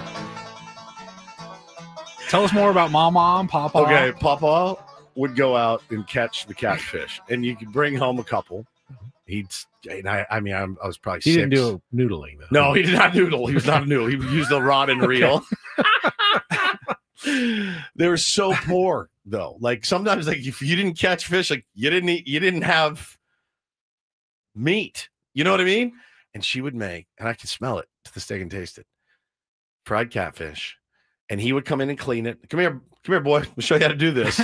My grandfather was Mike Schilt, apparently. Hey, boy. Cut the tail, gut it, all of it. And she would put it in the cornmeal, fried up in a pan with fried potatoes. Next, I mean, probably why I have heart issues. Fried potatoes in a pan and corn. And it was maybe and homemade biscuits, by the way. Ooh. And like it was the best meal. It was like death row meal. Did you ever have hush puppies? Oh yeah, she made hush puppies too. Yeah. Oh, I don't really love hush puppies I love either. Hush puppies. Some Southern food like gumbo or shrimp and grits. Oh, I love those. But yeah, the fried stuff, I'm not as big of a fan of. I mean, it just I guess it's how you grow up sometimes. But yeah, man, like today being National Catfish Day, I caught a catfish one time. It's quite terrifying. It's not like a regular fish. It's not. It's different. It's got whiskers and it has eyes and it looks like it's cat, dude. Like a big fat underwater cat. Like a big fat underwater cat. Not a that cat. you can eat. Like a catfish. It is. They are really, really something. Really, I'm not really, a cat. Really something. Oh, you're a fish. Yes. Yes. Very good. Not Happy National Catfish Day to all who celebrate. Now, there's a different kind of catfishing. Catfishing. I think this is the animal. This one today is Manti Teo. Manti Teo got catfished. Yeah, catfishing is not cool. It's not a good bit. You were never on the apps, were you? Never met a woman through an app. I'm seeing they do the ads during Padres games now for Hinge. Yeah. It's Like, very hey, popular. we met on Hinge. Yeah, very popular. Yeah, never did a dating app in my life. Me neither. I missed the windows, and I never. Man, you missed out. That's what I hear, but they also were awful. Yeah. A lot of that going around. Oh yeah. Yeah. Oh yeah. Yeah. I don't represent well in pictures. I wouldn't do well on the app. I do better in person or going up and we had to the old fashioned way. We had What are to you earn it. talking about? You just take one picture of you doing this. Smiling me with a sitting in the microphone. dugout with Fernando Tatis Jr. That might work, but then she might think I'm Fernando. Pretty sure. I mean, at least for us, it would be quite easy to get an accurate picture of us since we're on YouTube for 4 hours a day, have true. our own channel. You can't really touch up your photograph too much without raising some suspicions. East County Chris says dating apps are kind of like noodling, very easy. See, noodling doesn't seem easy to me. That seems difficult. And not fun to have a catfish like swallow your arm and then you yank it out. Well, the expression is what, like shooting fish in a barrel. Yeah, fish in a barrel. Which is, why would you shoot a fish? You shoot it and then just grab it out. What do you shoot it with? A gun. Do people really shoot fish with guns? I don't know, not that I knew of, but that's shooting fish. Or is it catch fish in a barrel or shoot fish? I thought it was shoot fish in a barrel. You might be right. Say like fishing with dynamite. Yeah, fishing with dynamite. You blow the lake up and all the fish come out. That is a real thing, right? Yeah, like it stuns them and then they just float to the surface. Float It's to the not. I top. don't think it's legal. I don't have a lot of fishing experience, but I would see like it was early morning or I guess late at night. You do the flashlight, shine a flashlight in the water and kind of lure them over. That's another technique. And then how do you get it out? Like a net. Oh, a net. If you're like fishing on the shore of a lake or something. A or a net river. is an elite way to fish. Just my buddy learned in high school how to fly fish, and I thought that was cool. I had no interest in wading out into the river and learning. I will never understand it. I don't understand I how think do they it's catch the fish. The little tip of the line is supposed to look like a fly or and something. It touches the water, and there's a hook then they attached to the bite it. fly. Yep, and then you have to quickly get it up. think so, and reel it in. Okay. It looks rad. Anytime you see somebody doing it, I remember legitimately at a territory back and forth in Montana. Bro, I'm driving down the highway in Montana where there are no speed limits. I mean, it's like the Autobahn. And I'm driving. I'm like, this is the most beautiful place I've ever seen. And I was just driving and I looked off to my right. There's a guy. There's not another soul around us for 100 miles. He's just in a river doing the rad fly fish bit. The river runs through The river runs through it. Yeah. It's a great movie. Great movie. We should have Don Arcilla just do a fishing tutorial I'd love for it us sometime. I would love it. I wonder what he uses. What if he uses lures or bait? What does he use for bait? Next year when he calls in, we can ask him. It's 2026. Could be every other year. I'm not sure. It might be it's true. 2027, but true. we'll definitely keep that in mind for our next conversation. All right, we're going to do the Reindl Report. Anything you'd like to tease for us here, Paulie? We can talk about a little sports betting. I've got some restaurant news that you guys may or may not be interested in. It actually very much ties into what we were just talking about, seafood. All right, that's coming up. Final segment of Ben and Woods on the way next on San Diego's #1 sports station, 97.3 The Fan.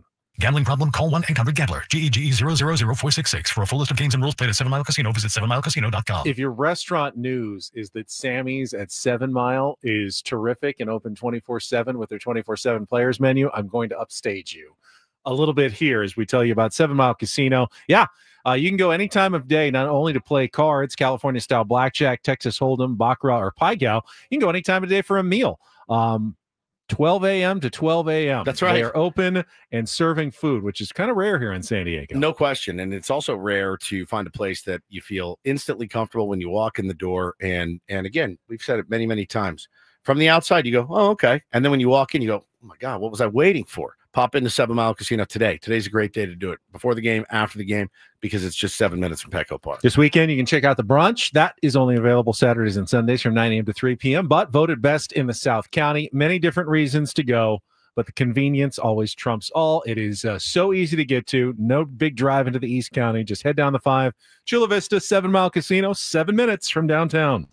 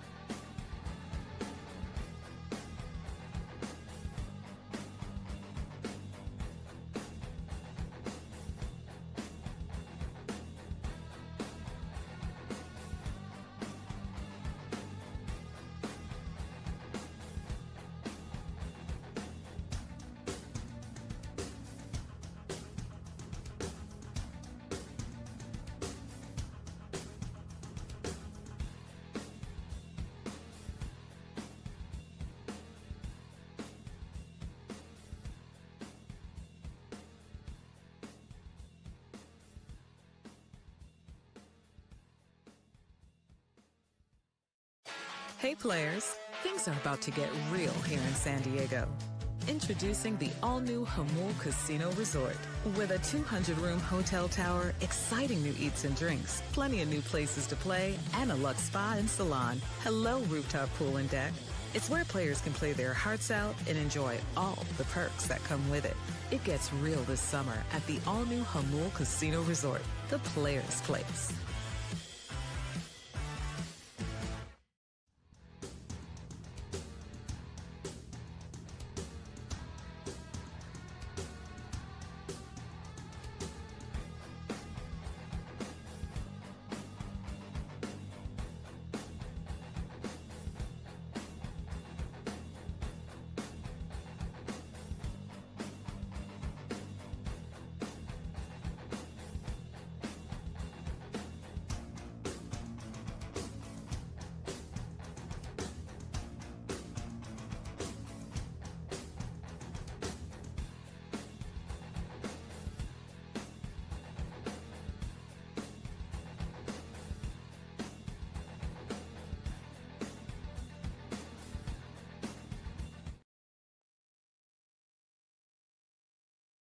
So our 97 Through the Fan is brought to you by Amazon. If you love deals, you'll love this Prime Day. Is lasting 4 days this year.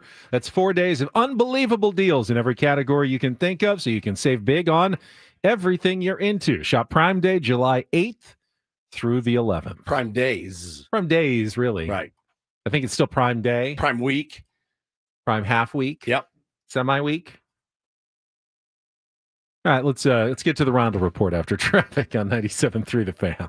From the 855 Get Ross Traffic Center, protecting San Diego after accidents or injury, here's Kelly Danick. This game day traffic report is brought to you by Crystal Geyser, Alpine, Spring Water. Just a couple problems wrapping up our morning drive. Eastbound 8 at the South 163 connector ramp, stalled car over to the right shoulder. And at East County, got a collision on the Mollison off-ramp of westbound 8, couple vehicles over to the right shoulder. What makes Crystal Geyser Alpine Spring Water different? They always bottle their Alpine Spring Water less than 1.5 miles from the spring source. And all of their bottles are made with 50% recycled plastic from their own recycling plants. Crystal Geyser, bottled at the spring source. I'm Kelly Danick with Ben & Woods, San Diego's #1 sports station, 97.3 The Fan. Here with our today's edition of the Reindl Report. Now tuned into the greatest. Welcome to the Reindl Report with Paul Reindl. Hi, Paul. All right. 2 stories from the world of sports that we haven't gotten to yet. We'll start off in Major League Baseball. And 1 story that you didn't know you needed. Are you laughing, biatch? It's the Reindl Report Hey, Paul, how you doing? Okay, how are you? on 97.3 The Fan. Are you ready to bless the mood? I need some help, please. That was good. Can I get a oh yeah? All right. All right, gentlemen. Happy Wednesday. Yes, sir. Let's see here. We will start off. If you're looking for something to watch tonight, got the day game for the Padres, 1:10. You can listen to it right here on 97.3 The Fan, of course. And if you need something to watch tonight, I don't know how much interest you have, but we do have the first round of the NBA draft tonight. For me personally, yeah. Happy Flag Day. Woods has been talking about it all morning long during commercial breaks. We waited till 9:30. Personally, for me, when it's a unanimous #1 selection, it kind of loses interest for me because it's just like there's no surprise, there's no drama, no theater. It's Cooper Flag. He's going to be the #1 The pick. Mavs could trade it to someone else. It is Nico Harrison after all. I suppose that is true. Other than that, though, not a whole lot of interest in the NBA draft, but it's Got the same SCFC with any tonight, draft. of course. Match SCFC. night. I mean, you've had a lot of trades in the NBA. The Celtics traded both Drew Holiday and Kristaps Porzingis. Yeah, there was a ton of reported trades. I don't think anything can go official until the first week of July, right, when the new season begins. It's just weird. They just do it anyway. Yeah. I mean, Just you have the do big trade the day of Game 7 of the NBA Finals with Kevin Durant. Yeah. That's not supposed to happen, but I think someone said Roger Goodell would murder NFL teams if they announce, or even if they let something leak on the day of the Super Bowl. But NBA is just a free for all. No, I saw people saying like, "Oh, this is on Adam Silver." Like David Stern would never allow like the Lakers sale news last week, or big trades, like none of this during the finals. You want the focus. Maybe Shams is just that good on the finals. That good. Maybe. Can't keep anything a secret in that league anymore. Any other thoughts on the NBA move? They actually did name it Flag Day today in Maine, where he's from, I believe. Last week is actually Flag Day. It's June 14th, I believe, but now it's Flag with 2 G's Day. I celebrate June 14th as Adam Klug's birthday. That's what I celebrate it as. Yeah. All right, carry on. Saw this going around over the last 24 hours, and as somebody who every once in a while might throw a few bucks on some prop bets, yes, I was intrigued by what's going on with FanDuel. So Monday, I believe it was, earlier in the day, there is a guy who has a pretty popular account on social media where he puts out some picks for people to follow, and he's got a Discord that has, I don't know how many people are in the Discord, but he provides the opportunity for people to pay him and you get their picks. It's not an original idea. A lot of people do it. You pay money, you get these expert picks, and they're wrong. They're wrong 60% of the time. But this guy in his Discord for his paid members put out a ticket that he was going to say, this is what I'm feeling. This is what I'm going with. Feel free to tag along if you would like. Jump on it. Yeah, tail the bet. It was a 7-leg parlay.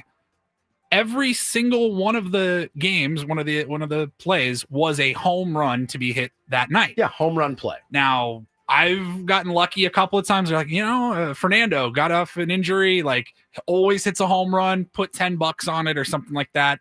It's really hard to predict a home run. It's really damn near impossible to predict 7 home runs. Parlay, all 7 have to hit. Well, what do you know? The first 6 hit. It's unreal. By the way, the odds were over 900,000 for this. So plus 900,000, 9,000 to 1. Right. Yeah. So the guy put $11 down on this parlay, 7-leg parlay, would have cashed out over $100,000. The last player on the parlay ticket was James Wood on Monday night. 3-run bomb. He hit the home run, so he did cash out, right? $100,000. Not only did he cash, but anybody that tailed him and took his advice also cashed out. Holy crap. And then they woke up to a message from FanDuel, who has changed their terms of agreement. FanDuel.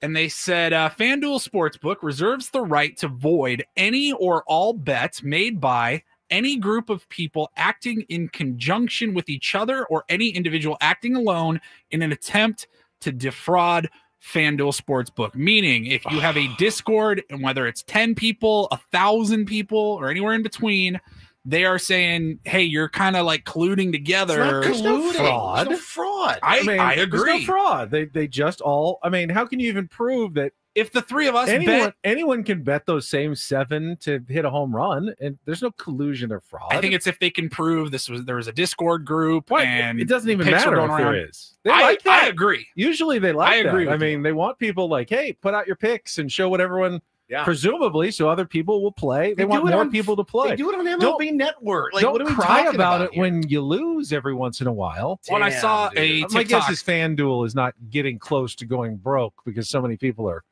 winning all the time. I saw a TikTok going around of this guy talking about this story, and he said it's kind of hypocritical of FanDuel because, like, you'll see, and he used the example like they have during the NFL season, like Gronk's parlay, like join in on Gronk's parlay. But that's if it wins, literally the exact same thing. We're going to change our rules. Yeah, but if you win, it's collusion.